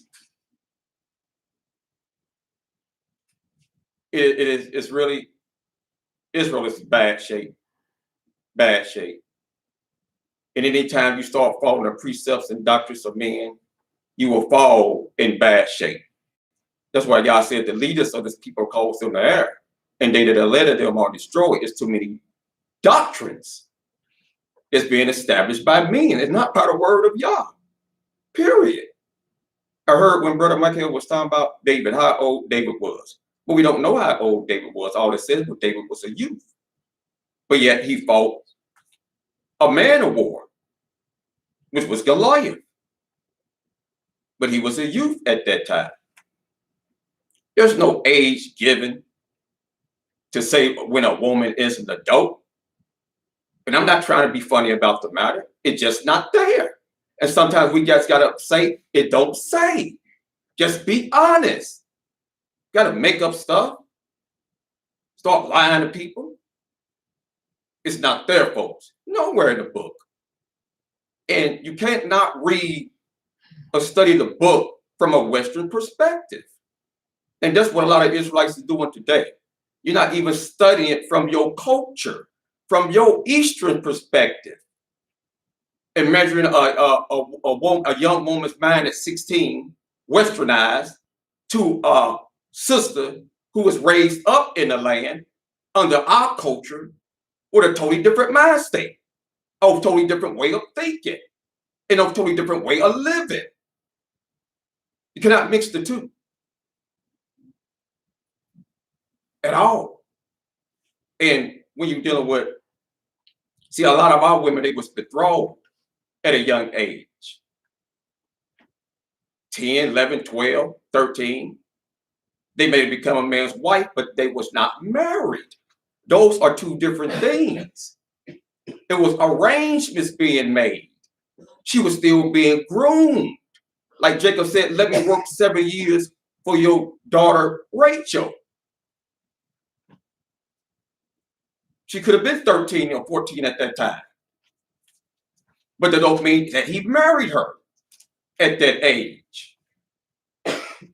So when you study and read, you got to read with understanding and know where you come from. No 40, 50-year-old taking no 9-year-old, 8-year-old girl that's his wife marrying her. I don't care if it's Western or Eastern. Our people wasn't doing that. And I heard a little bit of what was being said. So you just can't make up things. You got scripture say, dealing with a son being in a house of his father and mother, he's a glutton, he's a drunkard. It don't say how old he is. He can be 30 years old, 40 years old, living in the mama house, a drunkard. He can be 17, 16. It does not give an age. So when the scriptures is silent, I'm silent. And that's when Israel needs to know to keep their mouth shut and be silent and stop putting things in the book. That's all it is to is stop making up stuff. That's all I'm hearing, people making up stuff. Put things that it's not just not there. Like fasting on Day of Atonement. It's not there. But they want to put it there. These same people collecting tithes. Third year. It's not there. No one was taking tithe money. Period. And then going and putting in the heaters banking system. It's not there, folks. The only time that they converted over to money was the first year tithe. And that tithe was taken to Jerusalem. And it was too far that they couldn't carry their flocks and herds. Then they converted over to money. And when they got back over to Jerusalem, they converted it back up to its original state, which was produce, food, flocks, herds. Wasn't nobody eating no money. Wasn't nobody laying up no money in no storehouse. It was food. So what people do today, it ain't what our people did back then. And can't one minister in this city, outside the city, show me what a third year tax was money. And show me where they put it in Chase Bank, Fifth Third Bank, PNC Bank, the credit union. Drawing interest off of it. And the bank's charging our people that's borrowing your money interest off of it. The tithe, something holy. How will look Moses telling Israel, we're going to take y'all's holy thing and put it in the Canaanite bank to hold it. That's an abomination. But this is what you have. And today we're going to deal with the new covenant. And dealing with the new covenant, we're going to deal with some laws of YAH. And I take questions for those by way of YouTube or Facebook. You have any questions? You have any comments? You have any rebuttals? From anyone? Now let me ask you this question before we get into the new covenant. Go to the book of Proverbs, the 10th chapter. You're going to see who perfectly will be honest. Proverbs chapter 10.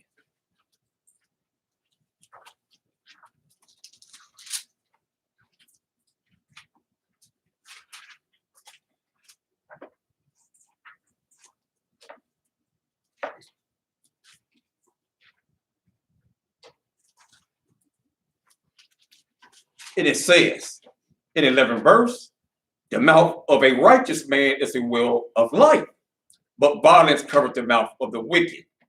Hatred stirreth up strife, but love covereth all sins. Now let me ask y'all, is that true? That love covereth all sins? Who said it is true? Who said it's not true? All sins. Who said that is true? Raise your hand. I want to see some hands. This is participation class. Yes, Sister Doc. Whose love are we talking about? Hey, I didn't say. Solomon just said love covers all sins.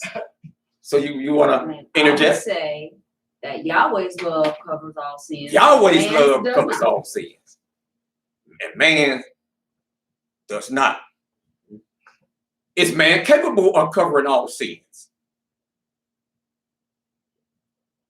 His love that he got for Israel.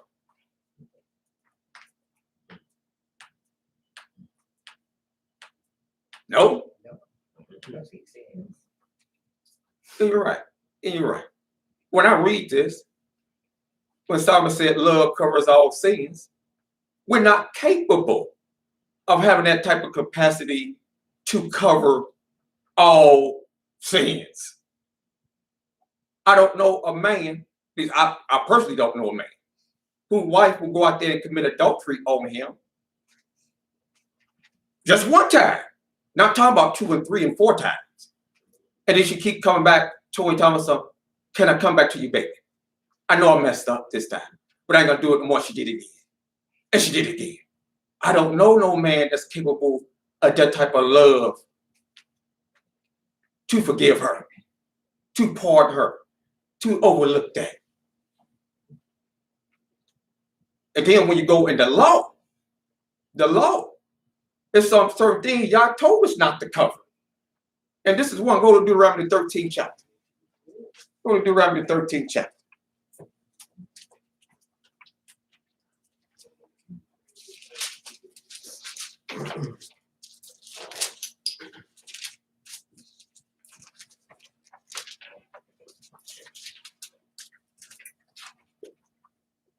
In Deuteronomy 13th chapter, it's speaking about a false prophet. If there arise amongst you a prophet or a dreamer a dream, and give thee a sign or wonder, and the sign of the wonder come to pass where he spoke unto thee, saying, let us go after Christ. Let us go after Uncle Al, which thou hast not known, and let us serve them. Thou should not hearken unto the words of that prophet or that dreamer of dreams. For Yah, your Elohim, he proves you to know whether ye love Yah, your Elohim, with all your heart and with all your soul. You shall walk after Yah, your power, and fear him, and keep his commandments, and obey his voice, and ye shall serve him and cleave unto him. And that prophet or that dreamer of dreams shall be put to death, because he has spoken to turn you away from Yah, your Elohim. Or what somebody read what King Solomon said, they said, well, Solomon said love covers all sins. I know what the law say, but Solomon says something else. And then he go down to verse 6. He said, if your own brother, the son of thy mother, or thy son, or thy daughter, so this is your family members, your own brother, the son of your mother, or your son, or your daughter, or the wife, the one that been cooking your food, washing your clothes, rubbing your back of your bosom, or your friend, which is as thy own soul, entice thee, not in public, not in the open, but he does this secretly, saying, let us go and serve other gods. I know we've been serving this Yah, but I found something better than Yah. I saw something more righteous than Yah, which our fathers have not known, namely of the gods of the people which are round about you. Now unto thee are far off from thee, from the one end of the earth even unto the other end of the earth. Thou shalt not consent unto him, nor hearken unto him, neither shall thy eye pity him, neither shalt thou spare, neither shalt thou what? Conceal. So a warning to your family members. If we was in a lane, whether it's the son or daughter, and they're enticing you to serve a deed to your wife, you're not to conceal them. You're the first one to bring them forth. First one to witness against them. And let the judges and elders and Levites let it be known. But at the same time, you got to have a mouth for 2 or more witnesses. It got to be established by the mouth of 2 or more witnesses to have anybody put to death. But this thing got to be known. They said, well, why aren't you being a talebearer? You revealing secrets? No, it's not being a talebearer. You revealing something that's evil, something that's wicked. And then when your wife go and entice somebody else, there go another witness. I heard it too. Yeah, she came and tried to entice me too. So not only is the husband a witness, now somebody else is a witness to testify, to have them put to death. See, we just didn't do things reckless and go off for one person's word. It had to be established by the law of Yah. So no, love. Our love is not capable of covering all sins. Man, beat your wife up, stump your children. And somebody want to quote to you what Solomon said. Somebody spit in your face. And somebody want to quote to you what Solomon said. Just like they say, well, you shouldn't be offended if how they will go, nothing should offend you. Whosoever love the law, nothing should offend them. So when you're teaching the law, nothing should. But you can offend people when you're not dealing with the law. But they like to throw that up. Nothing should offend them if you love the law. What you say don't have nothing to do with the law, brother. What you say it don't have nothing to do with the law. You call me all out my name, dogging me out, talk to me in no type of way, like I'm a child. You expect me? You want me to just take that? Come on, just gotta be humble. You gotta humble. Oh, I gotta humble out. No, it don't work like that. So we gotta deal with the new covenant, and then we gotta deal with some laws of Yah and see where we at. Go to the book of Jeremiah, the 31st chapter. Go to Jeremiah chapter 33. And of course, most of the African American people, they go to church every Sunday. They believe they are under the new covenant. They believe they are under the new dispensation that Christ brought in, this new covenant. And that's what the New Testament issue is, the new covenant. And he's the mediator of this new covenant. And the new covenant is made with the Gentiles. The new covenant is made with the other nations. Well, let's see what this says. In Jeremiah, the 31st chapter is really self-explanatory. And you would think the average person just read this, they will understand it, but they don't understand it. And here it says, in Jeremiah 31 and 31, said, behold, the days come, saith Yah, that I will make a new covenant with the house of Israel and with the house of Judah. And yeah, and I was reading this, I heard it was said that the Most High don't even speak in the book of Yahshua. Well, that's a lie, because he does speak in the book of Yahshua. He does. So I don't know how thoroughly these people have been reading the book of Yahshua, but it says, thus saith Yah. Or in the book, it says, thus saith the Lord. The same thing that it says in the King James Bible. But you go by the King James Bible only. The King James Bible says the mighty God, the everlasting Father, the Prince of Peace. KJV don't even have the name of the Most High in it. How many errors in it? Many translation errors. But we go by that. most of Israel as the cream of the crop. But nevertheless, he said, I will make a new covenant with the house of Israel and with the house of Judah, Yehudah. Not according to the covenant that I made with their fathers in the day that I picked them by the hand to bring them out of the land of Egypt, which my covenant they broke. So nowhere in these first verses where you read, y'all making a new covenant with the Gentiles, with the other nations. It's only with Israel, the 12 tribes of Israel. And he said it won't be according to the covenant that he made with our fathers in the day that he took them by the hand to bring them out of the land of Mizraim, which my covenant they broke, and they still breaking it today. And anytime you break one of the 10 declarations or 10 laws, what they call the 10 commandments, you broke the covenants. And Israel is known of being covenant breakers. You just honor the Sabbath day. You broke the covenant. You smoking on the Sabbath. Getting your mail out the mailbox on the Sabbath.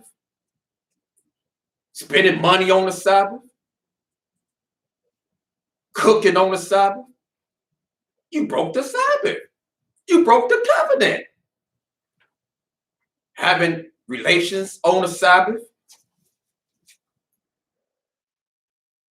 Dishonor your parents. Set light by your father or mother. You broke the covenant. Talking back to them. You broke the covenant. Rolling your eyes at them. You broke the covenant. See, it don't take much. All it takes is a rolling on the shoulder. They tell you to do something. You broke the covenant. Don't take much at all. Ask you to do something. Why always me? Huh?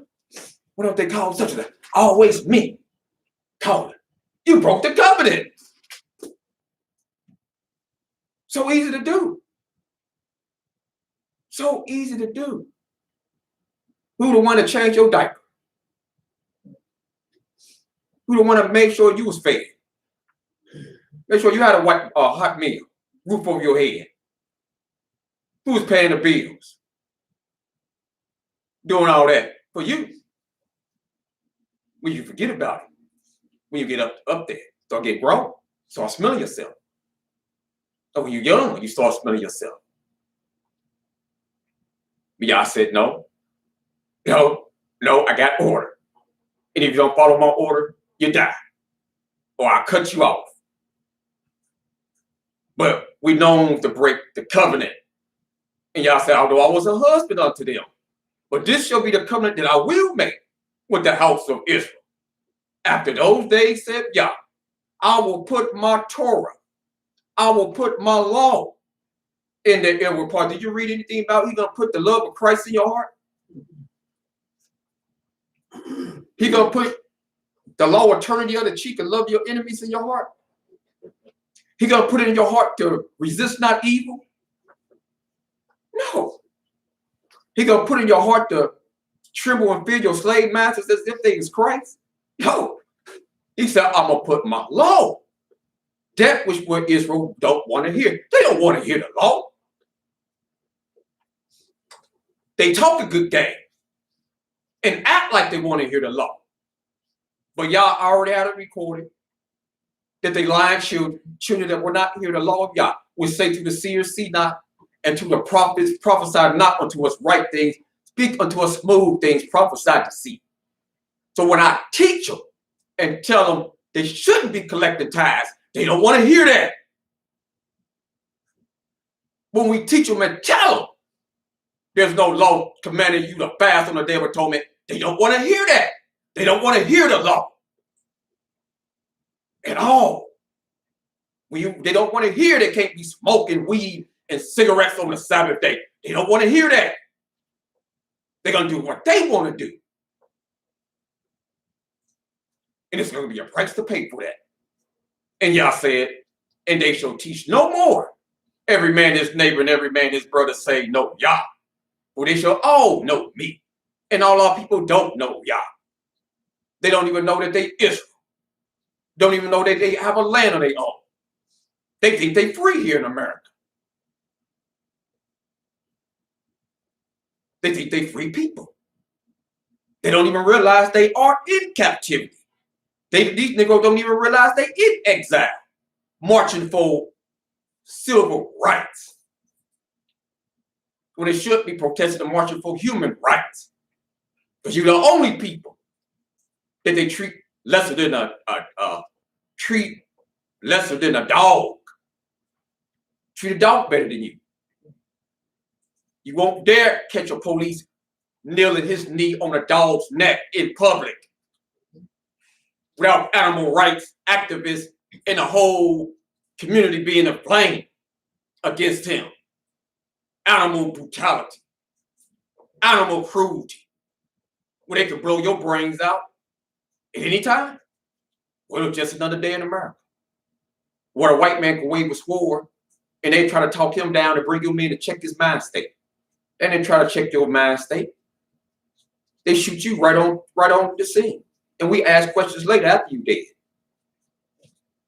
And then try to bring up his past history on how he was a troubled child to begin with. So we doing America a favor by eliminating the number one threat in America, the black man and woman. So our people all don't know. Yah said, from the least of them unto the greatest of them, said Yah, for I will forgive their iniquity and I will remember their sin no more. Do it like Yah ain't remember our sin? Yes. Even as Psalm said, when the goings of a man please Yah, he make his enemies to be at peace with it. And the reason why we're in this land and they're not at peace with us, because our people has went away from the law of Yah. They went away from this Torah. Because they listened to leaders giving them answers to questions that they can't even answer. And the best answer they can give them is wait to the next election, who we can vote in and put in office. That's the best answer they can give the black man and woman here in America. And while we're dealing with the black man and woman here in America, it was said that the 400-year prophecy is the prophecy of America, of the United States. Although Genesis, the 15th chapter, is specific. It says that nation whom they shall serve will I judge. And Israel is scattered to the four corners of the earth. Let me say it again. Genesis chapter 15 says, and that nation whom they shall serve will I judge. And afterwards shall they come out with great substance. That's not talking about the people scattered to the four corners of the earth. It's speaking about specifically about a people, as it says, in a nation that Yah said he's going to judge. And most of Israel went off of the heathen's date, which was 1619, although you had slaves in America around 1526 down already in Florida and other places of the United States. And although you had slaves, Israelites taken to Brazil, Portuguese, Spain, and other parts before they even came to the United States, serving, we made 1619 our date. Because Trump enacted that act. And then you had some of the kings in Ghana and other places of Africa saying, oh, this is the time you come home. This marked the 400-year anniversary. Well, hell, if that marked the 400-year anniversary, what are we still doing here? What are we still doing here? And I just asked Israel, just admit that y'all was wrong, going off a heathen's calendar to determine a prophecy of y'all to begin with. Who even told you to go by the heathen's calendar? And determining y'all years. Everybody talking about go by the signs, go by the sun and the moon and the stars. These are the lights to determine the days, the years. But when it comes to prophecy, you go by the heathen's calendar to determine a year. You're not going by no 30 days in every month. Ain't going by no 29 or 30 days in a month. Everybody going by a 12-month, 365 calendar year to determine a prophecy Yah gave to Abraham and his seed. Where you get that from? Who told y'all to do that? Well, you got the book of Genesis, Bereshit, y'all already telling you I got signs in the sky that you go by to determine your days, to determine your month, to determine your years. But you want to go by the heathen's calendar to determine when you're leaving up out of here. You're going to go by Trump. Now 2019 done passed. 2020 done passed. Uh-oh, Lord behold, 2021 high teacher top make a proclamation. We won't be here after this year, 2020. Damn, well, I'm over here still teaching. Over a podium. Why are you still teaching? We should be in the wilderness. According to what he's saying. We're going to be gone. And our brother Yoel said, I want to see who's going to humble it out of all the Israelites and admit they were just wrong. Guessing. Wrong guessing. And then y'all told Abram, because he's speaking, go to Genesis 15. Go to Genesis, the 15th chapter. Then look what he told Abraham. Abram. In Genesis 15.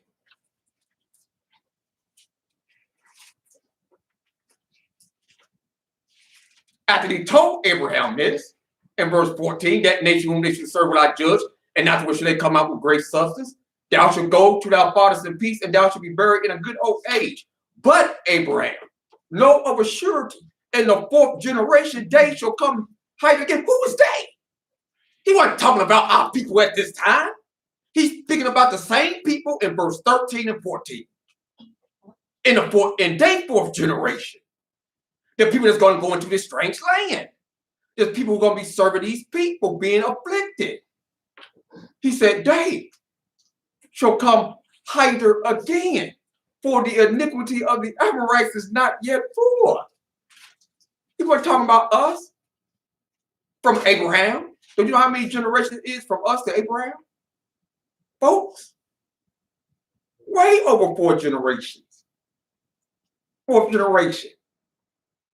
Hundreds of generations. But this is what happens. When you start put stuff that's not there. It's not speaking about Israelites that scattered to the 4 corners of the earth. Period. And I just wonder why they didn't go off their calendar that they use it. That's all. Ain't nobody explained that to me yet. Why aren't you going off of your calendar? Yeah, I gave you. Because how do you hide? That 400 years would have been ours. My good gracious. Good 15, 20 years ago. So they said, well, we got to go by the heat count. We got to go by what Trump called. And you know you're dealing with a fool when you're dealing with Trump to begin with.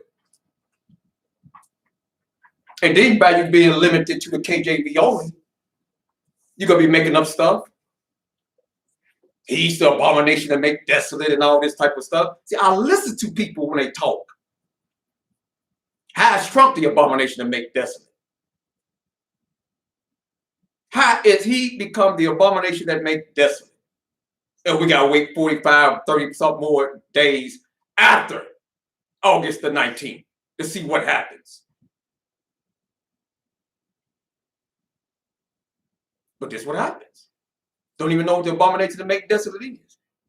But you make it up into Trump. And I love the brothers. I do. And I love the sisters.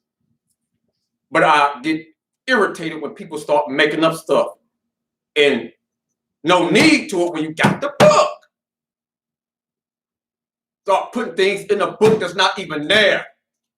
And wonder why Israelites are so confused. People tuning in to this class, that class, don't know who to believe. Why they collect the tithes and they collect the tithes? Why Israel? Why they worshiping Christ? They don't worship Christ. Why they keeping Passover? They don't keep Passover. Why they fasting on the Day of Atonement? They don't fast on the Day of Atonement. Because damn it, people put stuff in a book that's not there. And it's sickening. And somebody got to call them to the carpet. And if the other teachers leaders scared of, damn it, I will. I don't care about being liked. I'm not in here for no popularity contest, to win no votes, to get no viewers. I'm here to speak the truth for y'all, speak his word faithfully. Got no time for games. But Jeremiah 31st chapter dealing with the new covenant. And the only difference between the new covenant and the old covenant, he said, I'm going to write the law in your inward part. I'm not going to write it on a tablet of stone. And this is what he did. If you go to the book of Exodus, the 34th chapter,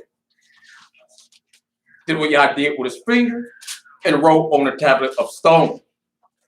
Now I take comments by way of the internet, questions, rebuttals. It's like telling me that David ain't the Messiah, that Yah said is the Messiah. By name. It's going to come back and rule. Oh, see, it's one of his seed. It's the seed, one of his son. Who? What son? Start sounding like the Rastafarians. Is it Haile Selassie? You can't argue still. They can say it's Haile Selassie. It's Menelik.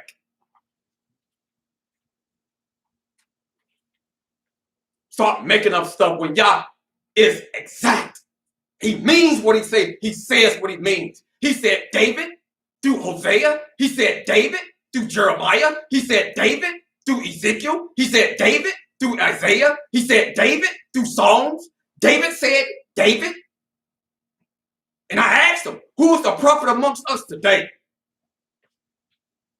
I have nobody called in, but you want us to believe you, and you not a prophet, and you want us to not pay attention to what these prophets say. And you wonder why Israel was in a state of confusion. Brothers making posts on Facebook, talking about this, talking about that, without challenging them to prove it. All I get is crickets. Crickets. And right here in Exodus 34th chapter, this is what it says. Speaking about Moses, it said he was there with Yah 40 days and 40 nights. He did neither eat bread nor drink water. And he wrote upon the tables the words of the covenant, the 10 commandments. This is what Yah wrote. Moses wrote down the other laws. The other laws. And we know this to be true by going to Exodus, the 24th chapter. Exodus 24, the laws that we don't care for, a lot of Israel. We don't have nothing to do with. You say you're an Israelite, but you got a mind state of a Christian. Exodus the 24th chapter, the 9th verse. It says, then went up Moses and Aharon, Nadab and Abihu, and 70 of the elders of Israel. Now, who was the elder? You 50 years old? And there's one thing I always remember what Murray Dan said. I'm teaching, and you got people coming into class. And then everybody's standing up because you 50. And he got to stop teaching. Every time you come in late. Class about to adjourn at 7, and you coming in with big bags of food at 6 o'clock. Pitiful. But nevertheless, this is what went on in Israel. And it said they saw the God of Israel. Now, how can they see the God of Israel? I thought he was just a spirit. I thought he was an invisible God. Nobody could see him. But they saw the God of Israel, and there was under his feet, as it were, a paved work of sapphire stone, and it were the body of heaven in its clearness. And upon the nobles of the children of Israel, he laid not his hand, and they saw Elohim, and did eat and drink. And Yah said unto Moses, come up to me in the mount, and be there, and I will give thee tables of stones, and a law and commandments which I have written, that thou mayest teach them. And Moses rose up, and his minister Joshua and Moses went up into the mount of Elohim. And he said unto him, so he told Moses, come on up here. And that's what the Ten Commandments is, they laws. And that's why you got, when you're dealing with stealing, you got laws or commandments that comes off of that one law of stealing. That's why I asked the question, can a man be put to death for stealing? Yes, for kidnapping. But then you got a law dealing with stealing, you pay back. All depending on how much you stole. You make restitution. You make restitution. But all of them is capital offenses, worthy of death. Every last one of them. And then I believe you want to go to Exodus 19.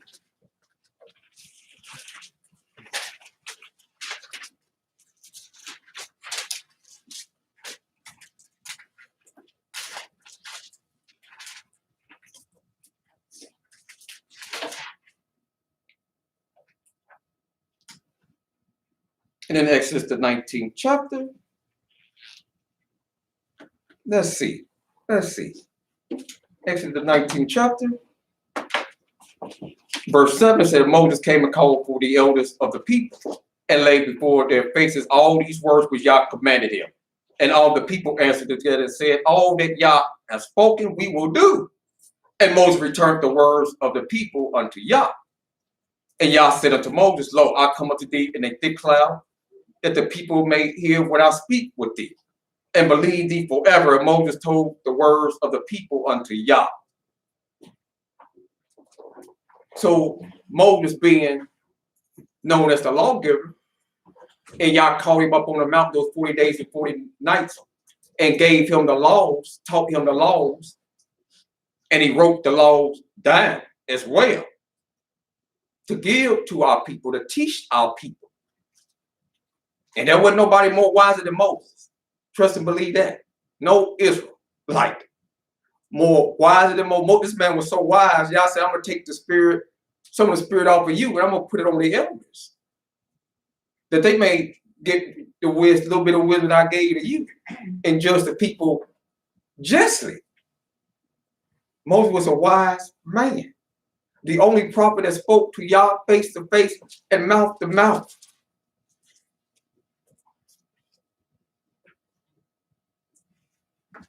So back dealing with the new covenant and dealing with the law of Yah being written in your heart. Go to Leviticus, the 19th chapter. Leviticus, the 19th chapter. Let's see if this is in our heart. Although we're not under the new covenant. Let's see if this is in your heart today. Leviticus, the 19th chapter. Verse number 15. You shall do no unrighteousness in judgment. Thou shalt not respect the person of the poor, nor honor the person of the mighty. But in righteousness shalt thou judge thy neighbor. Now, is this being done today? Do the cause of the poor get heard? Or if one is in a prominent position, the cause of the poor get overlooked? Because when you're in a position of authority and you're over the people, all you got to do is tell the people that he just wrong. He just wrong. He just wrong. And of course, by the people in the assembly or listening, not be able to think for themselves and reason for themselves and read for themselves, they're gonna go with what the teacher said. Because he's in a prominent position. And this little poor man, when he's crying over here about this and that, this ain't right. This and that ain't right. Ain't nobody trying to hear him. Then he's gonna be called a scorner, be laughed at, mocked at, scorned. But do we hear the cause of the poor? Or respect of persons in judgment? You can't not be a respecter of persons in judgment, regardless of who it is. If the teacher is wrong and the student is right, then it is what it is. That's all. Yes, Sister Nesha. A lot of time, the members want to go along to get along. They don't want to go against the grain. They don't want to go against the grain. No. You see, you got to be tough to go against the grain. And our door is open for people to go against the grain if we teach us something wrong. Because we're going to look into it. And if we find out that it's wrong, we're going to come back and say, hey, check it out. We've been studying this, looking at this for a while. And you're right. You're right. We was wrong. We overlooked this. It don't say this in Hebrew. In Paleo, now I deal with Paleo. I don't deal with modern Hebrew. I deal with Paleo. And when you were dealing with Babe in Leviticus, I looked up in Paleo. It's immersive to my ancient Paleo dictionary that I got. And you're absolutely right.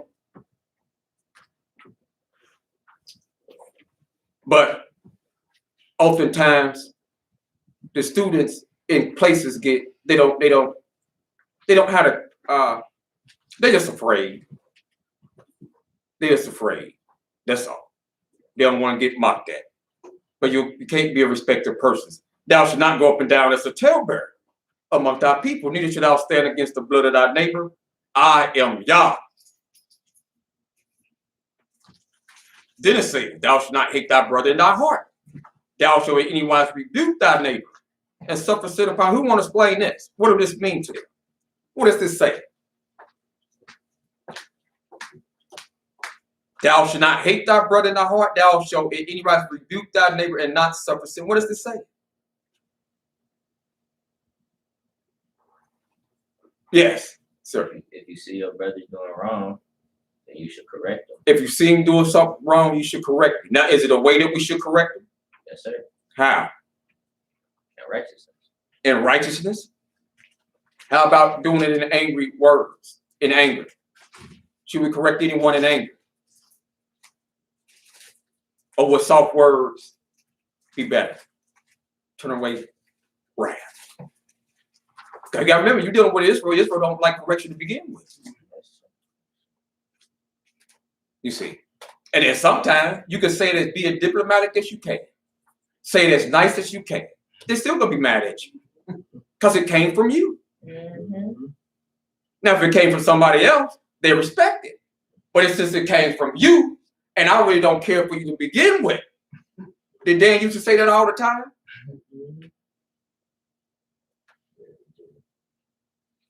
And that's when people become respected of persons. They don't like who it came from. But you're right. You're supposed to correct your brother. You saying something, doing something wrong, or maybe eat something. It was an old saying. Tia said they was on a road trip together. One of the brothers, they went in the store. He picked up something, and the teacher said he knew it was unclean. So he told the brother, before he ate, because he didn't want to eat nothing unclean. And he was looking out for his best interest. Now the brother probably didn't like that because he was hungry at the time. He really wanted that, had his mouth watering for that. And he probably didn't want to hear it at that time. But Solomon said, if you forbear to deliver them that are drawn to death, should he know it? Shouldn't Yah know it? And ponder what you didn't do, you should have did? You should have warned them. You should have said something. Hey, that's unclean, brother. How you know? Because I looked into it. They got pig enzymes in it. But if you know it, and you see me getting out with it, and you didn't say nothing, you let me eat it, that's sure you didn't love me at all. You didn't care about me at all. If you love me, you're going to correct me. Just like I tell those that listen. If they love me, they will correct me, but not with their emotions, but with scriptures, with the word of Yah. Because we try to correct each other with our emotionalism all the time, and it's going to fail you. Correct me with the word of Yah. In verse 18, it said, thou shalt not avenge, nor bear any grudge against the children of thy people, but thou shalt love thy neighbor as thyself. I am Yah. Now, is it okay to bear a grudge? You said it's not okay to bear a grudge. Is it okay to bear a grudge? Let's say somebody stole $2,000 from you, and you knew what they did. You even seen them doing it. And then they tell you it wasn't them. You really didn't see what you saw. And they ain't giving you nothing, ain't paying you nothing back because they wasn't the one that tell you. Your eyes is playing games on you. I don't know who you seen, but it wasn't me. Is it okay for you to hold a grudge against that? Who said they won't hold a grudge against that? Raise your hand.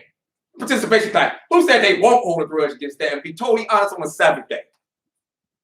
Can I ask a question here? No, I just want to answer. You seen somebody go in your wallet and take money out, and then you approach them about it, and they said you didn't really see what you saw. It wasn't them. I don't know what you was looking at, bro. I don't got your money, and they ain't paying you nothing back. Is it okay for you to hold a grudge against that? Yes? Either yes or no.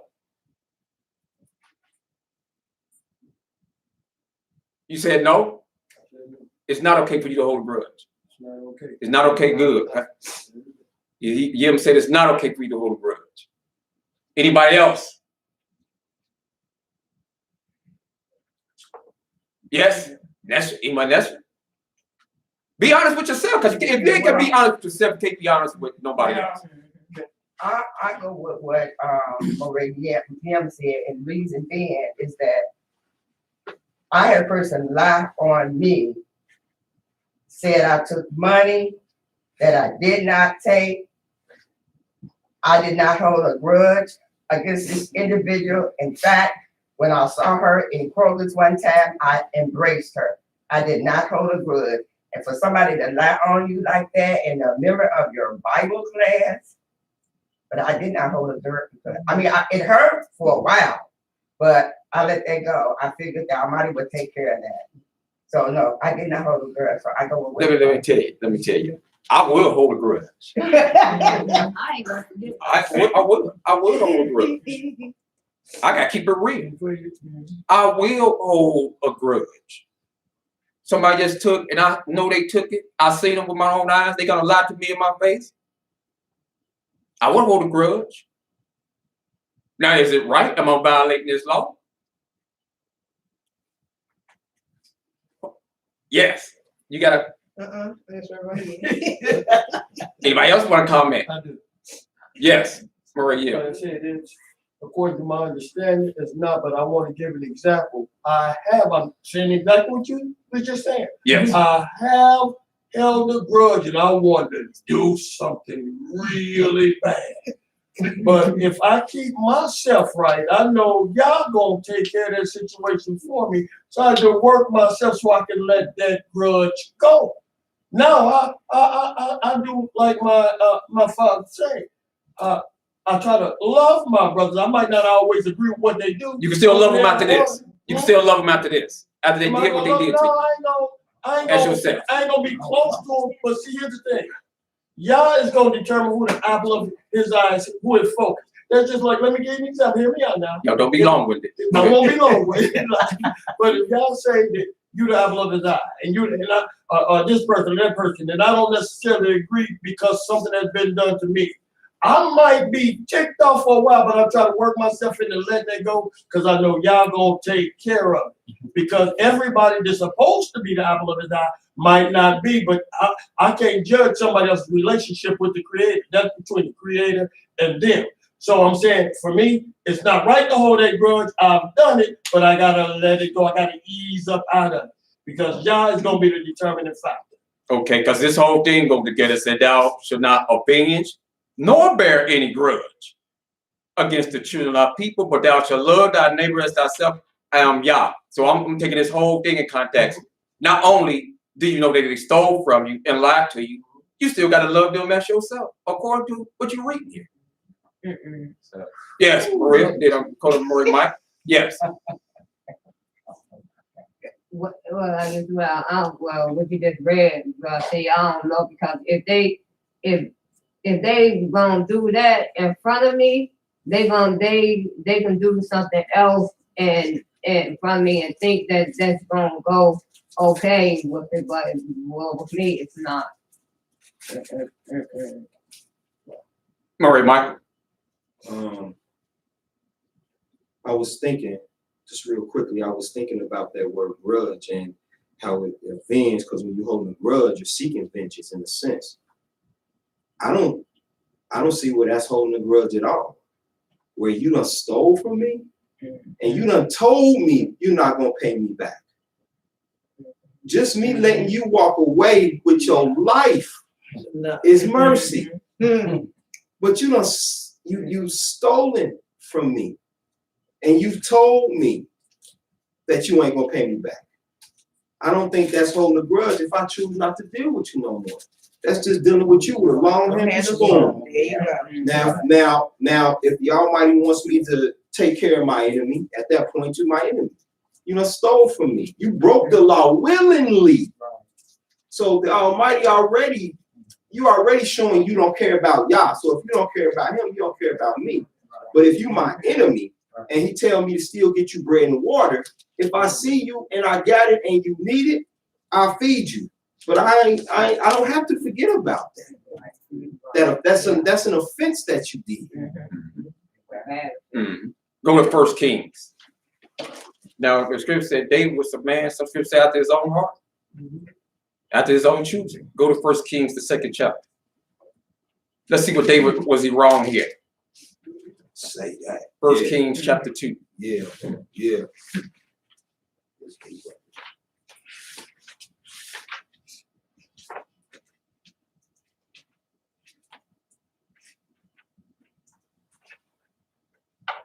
And in 1 Kings, the 2nd chapter, said, now the days of David drew nigh that he should die. And he charged Solomon his son, saying, I'll go the way of all the earth. Be thou strong, therefore, and show thyself a man. Yeah. Show yourself a man, be strong, and keep the charge of Yah, thy Elohim, to walk in his ways, to keep his statutes, and his commandments, and his judgments, and his testimonies, as it is written in the law of Moses, that thou mayest prosper in all that thou doest, whithersoever thou turnest thyself, that Yah may continue his word, which he spoke concerning me, saying, if thy children take heed to their way, to walk before me in truth with all their heart and with all their soul, there shall not fail thee a man on the throne of Israel. There go that if. And that's what I told the brothers and sisters when it came to the seed of David ruling on the throne. It had conditions attached to it, called if they obey Yah. If they keep the law, the seed will continue. But they didn't. And Yah told David, the crown is going to flourish upon your head, my son, not any of your seed. But nevertheless, verse 5 said, moreover, thou knowest also what Joab, the son of Zeruiah, did to me, and what he did to the 2 captains of the hosts of Israel, unto Abner, the son of Ner, and unto Amasa, the son of Yither, whom he slew and shed the blood of war in peace, and put the blood of war upon his girdle that was about his loins, and in his shoes that were on his feet. Do therefore according to thy wisdom, and let not his forehead go down to the grave in peace, but show kindness unto the sons of Barzillai, the Gileadite, and let them be of those that eat at that table. For so they came to me when I fled because of Absalom thy brother. And behold, thou hast with thee Shammai, the son of Gerar, a Benjamite, of Bahuriel, which cursed me with a grievous curse in the day when I went to Mahanaim. But he came down to meet me at Jordan. And I swore to him by Yah, saying, I will not put thee to death with the sword. Now therefore hold him not guiltless, for thou art a wise man, and knowest what thou ought to do to him. But his forehead bring thou down to the grave with blood. Now was David holding a grudge? No, this man did wickedness. He did evil. He cursed Yah's anointed. That's a death sentence. Yah said, curse not my anointed, do my prophets no harm. And Solomon dealt with him in his wisdom and had him put to death. No, some things should not bear no grudge. Because when you're dealing with the law of Yah, when a trespass has been committed against a brother or sister, that person that committed that trespass got to make amends for that offense. I'm not going to deal with you. no more. Don't call me on the phone. Talking about want to talk about something you don't even want to address the issue of it, because it's all that wedge is always gonna be there. It ain't gonna be no healing between that relationship. It won't be here. It won't be mended. And you're not wrong for feeling the way you feel. Some people might think you wrong for feeling. No, I got a right to feel the way I feel. You stole $2,000 from me, and then lied to tell me get over it. You're gonna tell me to get over it, get past it. No, a great offense was made. No. This ain't no New Testament turn the other cheek stuff going on. Nah. People borrow money from you, this stuff now, and you like, man, when I'm gonna get my money back? And don't ask them. They act like they got amnesia. Like you don't need it anyway. And get mad at you for asking them. Man, bother me. Ask me for their money. Talking about when I'm gonna pay them back.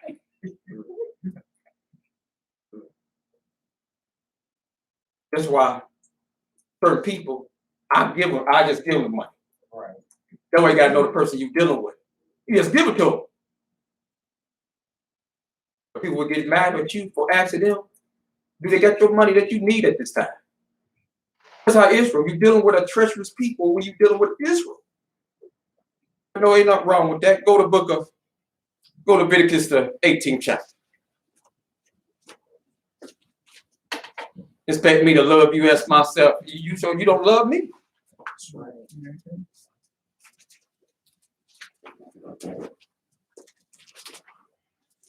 Leviticus, the 18th chapter. Let's see what this says.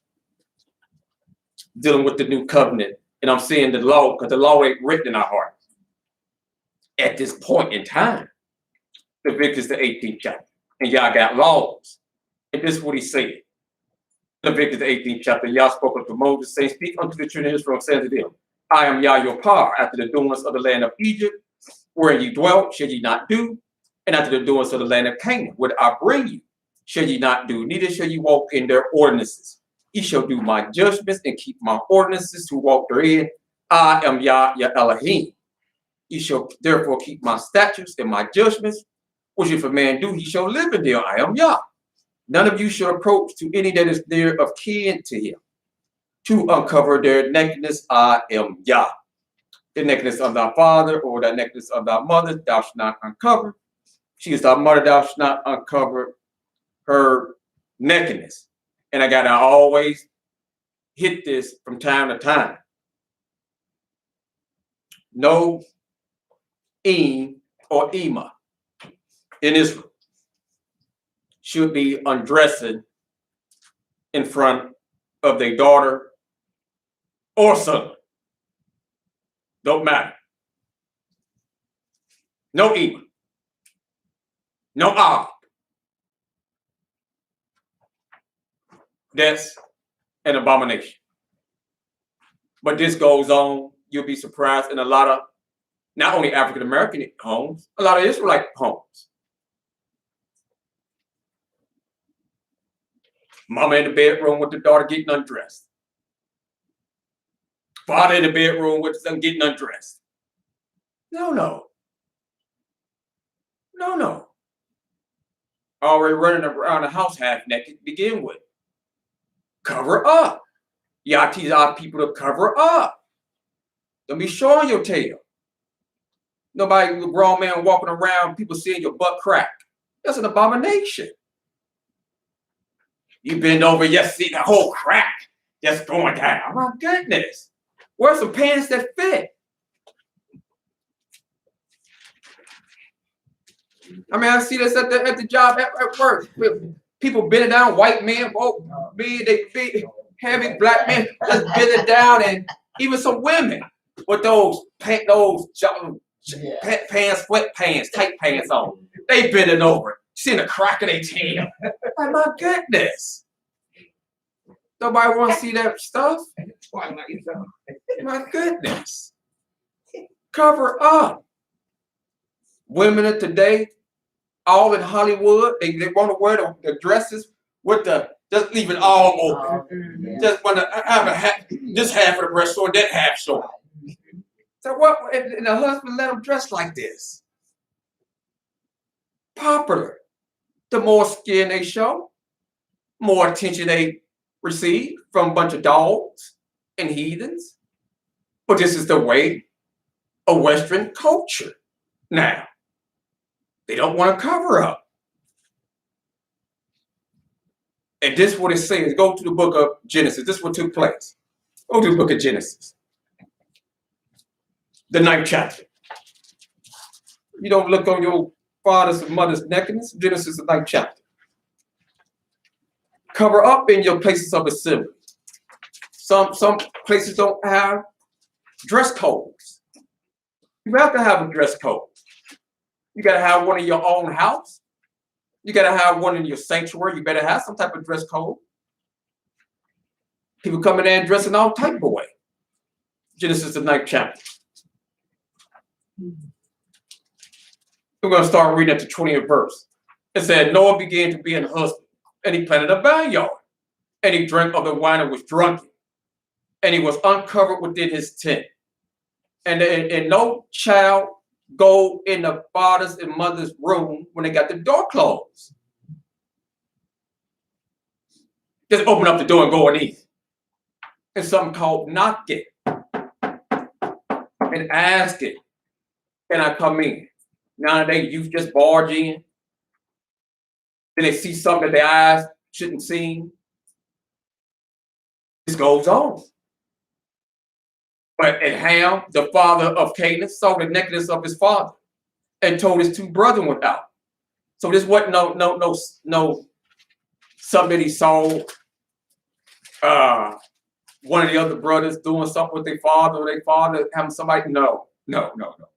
Regardless of what you read in the Book of the Mormons or these other books, he just saw his father's nakedness. And he went out and told his brothers. And Shem and Japheth took a garment and laid it upon both their shoulders, and they walked backwards and covered the nakedness of them. Something good. See, he slept with Noah's wife. Didn't sleep with Noah's wife. Didn't sleep with his mother. No. But people start reading other people's commentary, Jewish man commentaries and heathen commentaries. They put stuff in the Torah that's not even there and come to their own conclusion where the book is plain. They covered their father's nakedness and their faces were backwards. They walked backwards as they covered them up. And when Noah woke, he knew what his youngest son did. He was out there till I see daddy. I see the nigga. I see them. And Noah knew. And Noah couldn't curse Ham. He cursed Canaan. Because Noah, Shem, and Japheth was already blessed. Shem, Ham, and Japheth. So he said, cursed be Canaan, a servant unto his brothers. So these laws, we got to teach these laws to the youth so they won't err as many of us has erred. Any questions or comments? Yeah. Yes. Yeah, I have a question. Now, if I see Moray and he's getting up and his butt crack is showing, which is very unpleasant, should I let him know right then and there? Because is that should I let him know? Because I had that have happened at a conference, and he should have known better. He's an adult and in a moray. If somebody got to pull him aside and let him know. Everybody can't be in a place scared. Somebody got to let him know. Brother, when you bending over, your crack is showing. And nobody want to see all that darkness. Somebody let him know. You can't be scared to speak out. The elder women pull the young women to the side and say, hey, baby, let me talk to you. Let me talk to you. Come here. Let me give you some little counsel. And don't be mean. Be nice.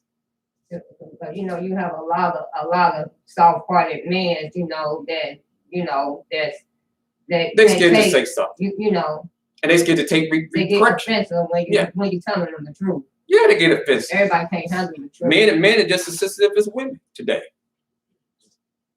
Just as sensitive. They feel it's getting hurt quicker than a woman's feelings. That's why I gotta watch what I'm dealing with men as what I'm dealing with women. So men break a figure that they cry. Little blood get a little clipper. Fall apart. You a man, you strong. That's why it's very important for mamas. Don't be a baby in your little boy. Now he's mama's boy because he failed every time he failed. Come here, baby, come here. Oh, mama, baby, come here. Let me kiss it. Let me kiss it. Is it hurt, baby? Let me kiss it. They say, get up, you boy, you all right. Just get up. Just wipe it off. Get up.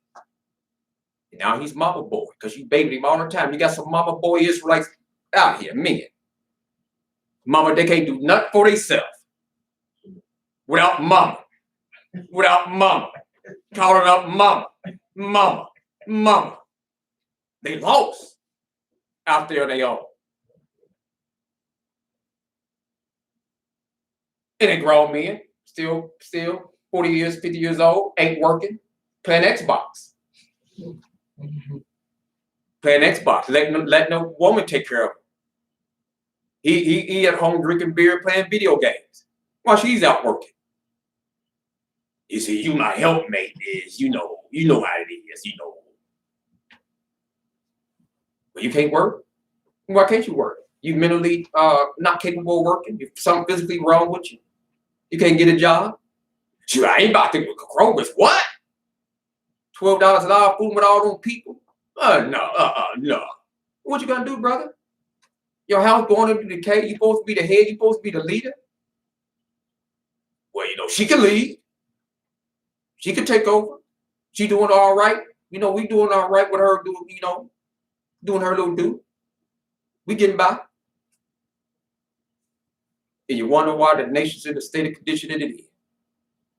Because a lot of women is running the house. Because the men has failed at their obligations and their duties. Any other comments or questions by anybody by way of the internet? Oh, sleep deep soothing meditation 123. I got a question. Should a woman wear tight jeans showing their shape? Should a woman wear tight jeans showing their shape? Well, I can't tell a woman. It all depends. Let me put it like this.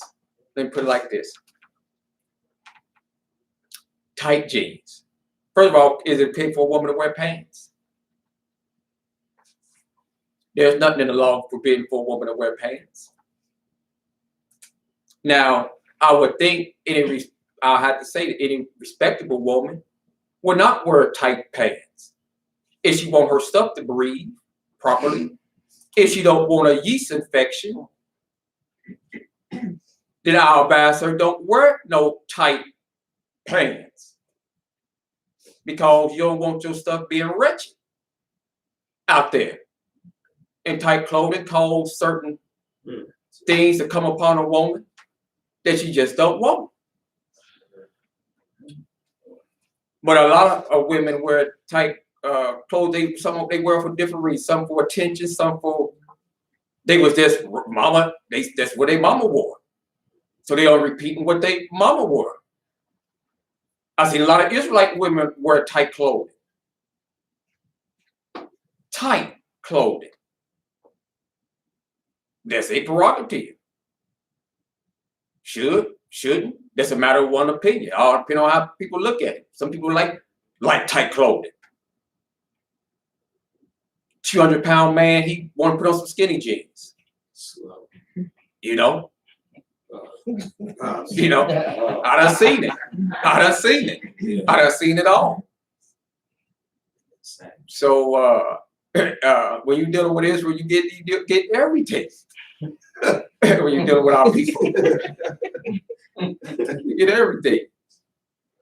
But women should dress modestly, and men should as well. Men should as well. Both sides. But a lot of us come from our environment where we was raised, what we are around. And sometimes the old saying, birds of a feather flock together. You know, it is what it is. I like loose cloth. I don't like nothing tight. Loose fit. I'd rather have something on me too big than tight. You know, anytime. But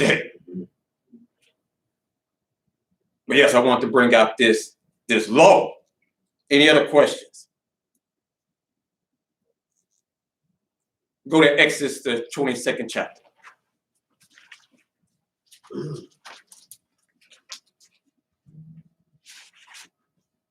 Exodus chapter 22.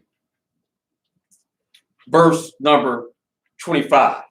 Is if thou lend money to any of my people that is poor by thee, thou should not be to him as an ussurer, neither should I lay upon him usury. So we can't lend money out and then start charging people interest on it. Before I was in the law, when I was young, I might have did this. Loan somebody $20 and get $25. Now, what about this? How about if you tell somebody I give you $100, but you gotta give me $200 in food stamps? Is that an agreement? Is there something right to do?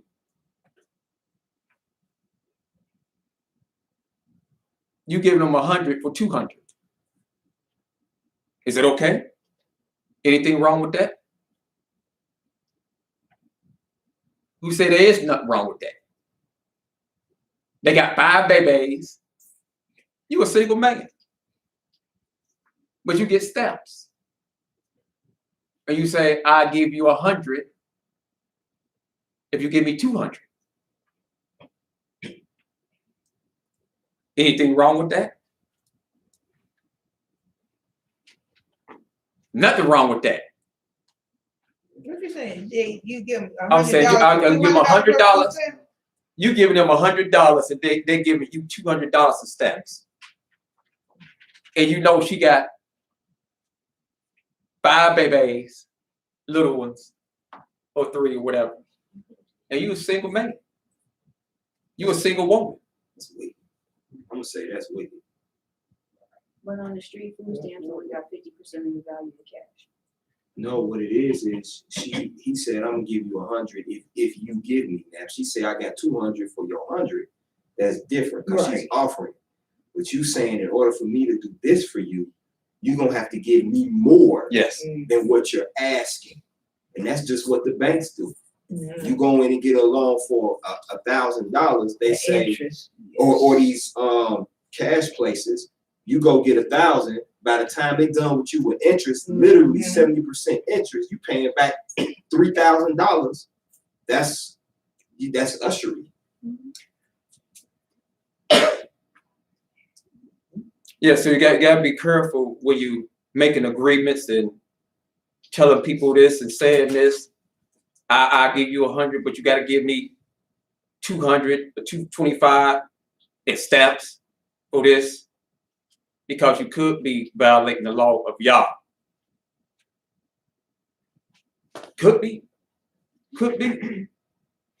It said verse 26, if thou at all take thy neighbor's raiment to pledge, thou should deliver it unto him by the time that the sun go down. For that is his covering only. It is his raiment for his skin, wherein he slept. And it shall come to pass when he cried unto me, Yah said, I will hear, for I am gracious. So you don't sleep with somebody pledge. And see, in Israel, we have barter systems as well. That you can barter with somebody. Hey, give me I need a cup of sugar for I give you a half thing of butter. Stick a barter for some cup of sugar. Not a barter. Barter system. But you can't sleep with your neighbor's pledge. You understand? So we got to study these laws, get into the book of the law. verse 7 of Exodus 22, it said, if a man shall deliver unto his neighbor money or stuff to keep, and it be stolen out of the man's house, if the thief be found, let him pay double. If the thief be not found, then the master of his house shall be brought unto the judges to see what he hath put his hand unto his neighbor's goods, for all manner of trespass, whether it be for ox, for ass, for sheep, for raiment, for any manner of lost thing which another challenges to be his. The cause of both parties shall come before the judges, and whom the judges shall condemn, he shall pay double unto his neighbor. So if somebody give you something and you lose it in your possession, then they have to see what happened to it. We got to investigate it. Did you take his necklace and sell it and get money you pawned it? What happened with it, brother? Or was it stolen out the house? What happened? And with a lot of things, it took investigation, took diligent inquisition. Yah has a law where you loan someone something. He said you can't go in and get it out the house. You got to wait and stand abroad till they bring it out and give it to you. So we could be violating laws, not knowing it. You over your relative house, you loaned her your jacket. You go in, oh yeah, that's my jacket. Is it okay for you to pick it up and take it out with you? And it's yours. Is it okay? Is that okay? Is that okay? You over your cousin's house, you loan your cousin your jacket, one of your jackets. You happen to be over there one day, you see it laying on a chair. Is it okay for you to take it and take it out with you? Yeah, let her Yeah, know. it's my Neighbor, I got jacket. my jacket. It don't belong to them, it belongs to me. It was just loan to you. What if she's not there? What if she's not there, but her sister's there? Is it okay? And you tell her sister, I'm taking my jacket that I left over, I gave long term. Yeah. Is it okay? And I Yeah, let her because know it- also. Mhm. I was over there, your sister was there, and I got my jacket. Because it's not like I'm taking something that don't belong to Right. me. That belongs to me. Now, if it didn't belong to me, then I would be completely wrong. But if it belongs to me, my money paid for it, I'm taking it. Anybody disagree with it? Can you read what the law says? Huh? Can you read The what law says? says, if you loan, if your neighbor borrows something of you, it says you're supposed to stand abroad out of the house and wait till they bring it out and give it to you.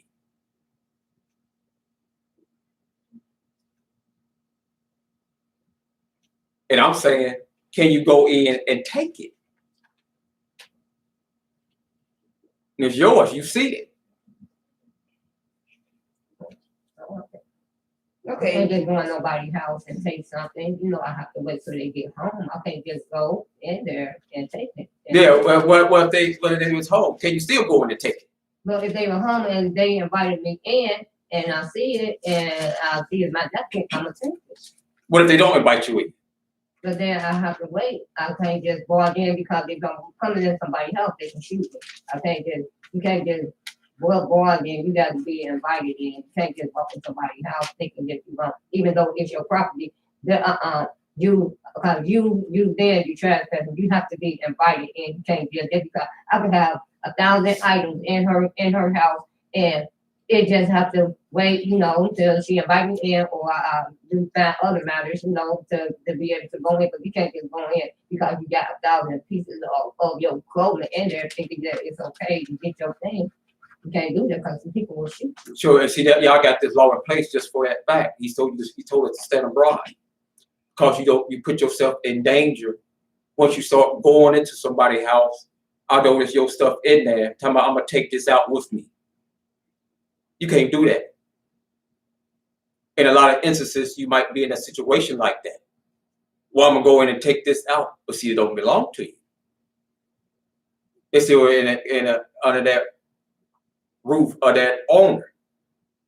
but it's your property. And until they give it to you, hey, or you go call the police, get it back the right way through the court system, then hey, you gotta wait. Could be your gold watch, your gold necklace, your coat, your bedroom set, dining room set. All that could be yours in that house. And you say, I'm gonna get a mover truck, I'm gonna come in and pull up and I'm gonna get it, I'm gonna take it out. Well, you just can't go up in that house. You understand? You gotta wait. You gotta wait. Yes. I have a question for Yes. according to the law. And of course, everything we do is according to the law anyway. So say if something was stolen from you and you find it on an individual that you believe stole it from you in the first place, and you see them with it. Before I ask question, let me ask you in the best manner, how would you go about, according to the law, dealing with that situation? Say they didn't took Say my watch, and I know how my watch look. See this ring, and brother was in my house, and my ring came up missing. Then I see this same ring on his finger the very next day. all over the next day, a week, a month, a year. You know it's undeniably yours. Yeah, got my name inscribed on it and everything. And Resume, whatever, you know it's yours. yeah, I know it's mine. How would I go about doing that? Well, number one, in this land, you would go back, you got to go through the court system. You just can't go put a gun at his head and tell me, or give my ring back. No, you can't do that. In our land, you got to go to the judges, as this says, for all manner of trespass of things that's lost or stolen, and to prove that this is yours. And he stole it. It's my name on the ring. It's prescribed on the ring, written on the ring. This is what I had it done. This is the paperwork. So everything got to be proven. You just can't say something is yours without it being proven that it's yours. Because he could say it's his. You say it's yours. Your word against his word. And you know it's yours, though. Yeah, it still got to be done in a proper order. I mean, because you go any way out of that order, then you're going to have problems, or could have problems. Any questions on that? I kind of feel the way you feel. I'm just trying to see if I had all the bases covered. That's all. Iron sharpen iron, so to speak. Yeah, you got definitely in this land. You got to make sure you got all the bases covered, because they don't function as our people function, as the law of YAH function.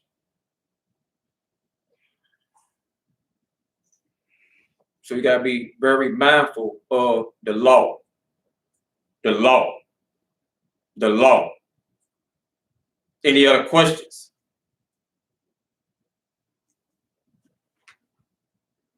Any other comments? Let's see. Yaakov said $100 cash for $200 stamp is usury. It said you don't want to take it even if you see it. Just inquire about the item to the person that you gave it to. Yeah, I agree. I agree 100%. I agree 100%. Because you can lose something. You see somebody with something on, and you might think it's yours and it ain't yours. They got the same thing that you just got. So you got to be very careful when you go up there and threaten somebody, talking about, that's mine. That's mine. They said, no, I just got this. So you got to be certain. Certain.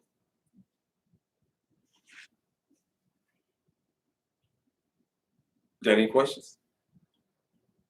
You all right? Yes. They got a question. I was in Progress and Parkway when I was shopping, and this white woman, and she was going through asking different people if they want to buy some stamps. She was going to let them have 100 for $50. Well, I was looking at her because I wasn't interested. I told her no, but she looked like she was a crackhead. Now I'm pretty sure that maybe somebody did take advantage of that. But, you know, if I had even thought about wanting to do something like that, people have to consider this woman apparently probably got children. And in you, supplying her habit, taking from her children. And a lot of people don't even consider that like that. Oh, I'm giving you a good deal. Yeah, I want that. Give me 100 for 50. Yeah, crackhead. Yeah, Mhm. you're right. You're right. You're absolutely right. And not all women, because I don't know, but I'll be willing to bet some women, they take that money, that cash, and they spend it on themselves, not even on their children. Not even on their children. Which is sad. Which is sad. But with that being said, no other questions or comments. We're gonna break to 4 p.m. We come back with the next speaker here at the House of Yehuda. Thank everyone for their attention, their time. Didn't really get into the new covenant, but we want to deal with the law of Yah. And I got to deal more with the laws, different laws that Israel sometimes forget or not mindful of. Because Yah said this law is the life and the length of our days. And the reason why we're in this condition that we're here in America is because we went away from his law. And the only way we can return back to Yah is return back to the law. No other way. Not voting, not marching, not protesting, but the law. So we got to get back to the law and teach that law hard. Teach it in depth. In depth. Go deep when you're dealing with the law. And with that being said, we're going to break it to 4 o'clock. They are everyone for their time and their attention. Shabbat Shalom. Shabbat shalom. Praise Yahweh. Both of them. Hallelujah.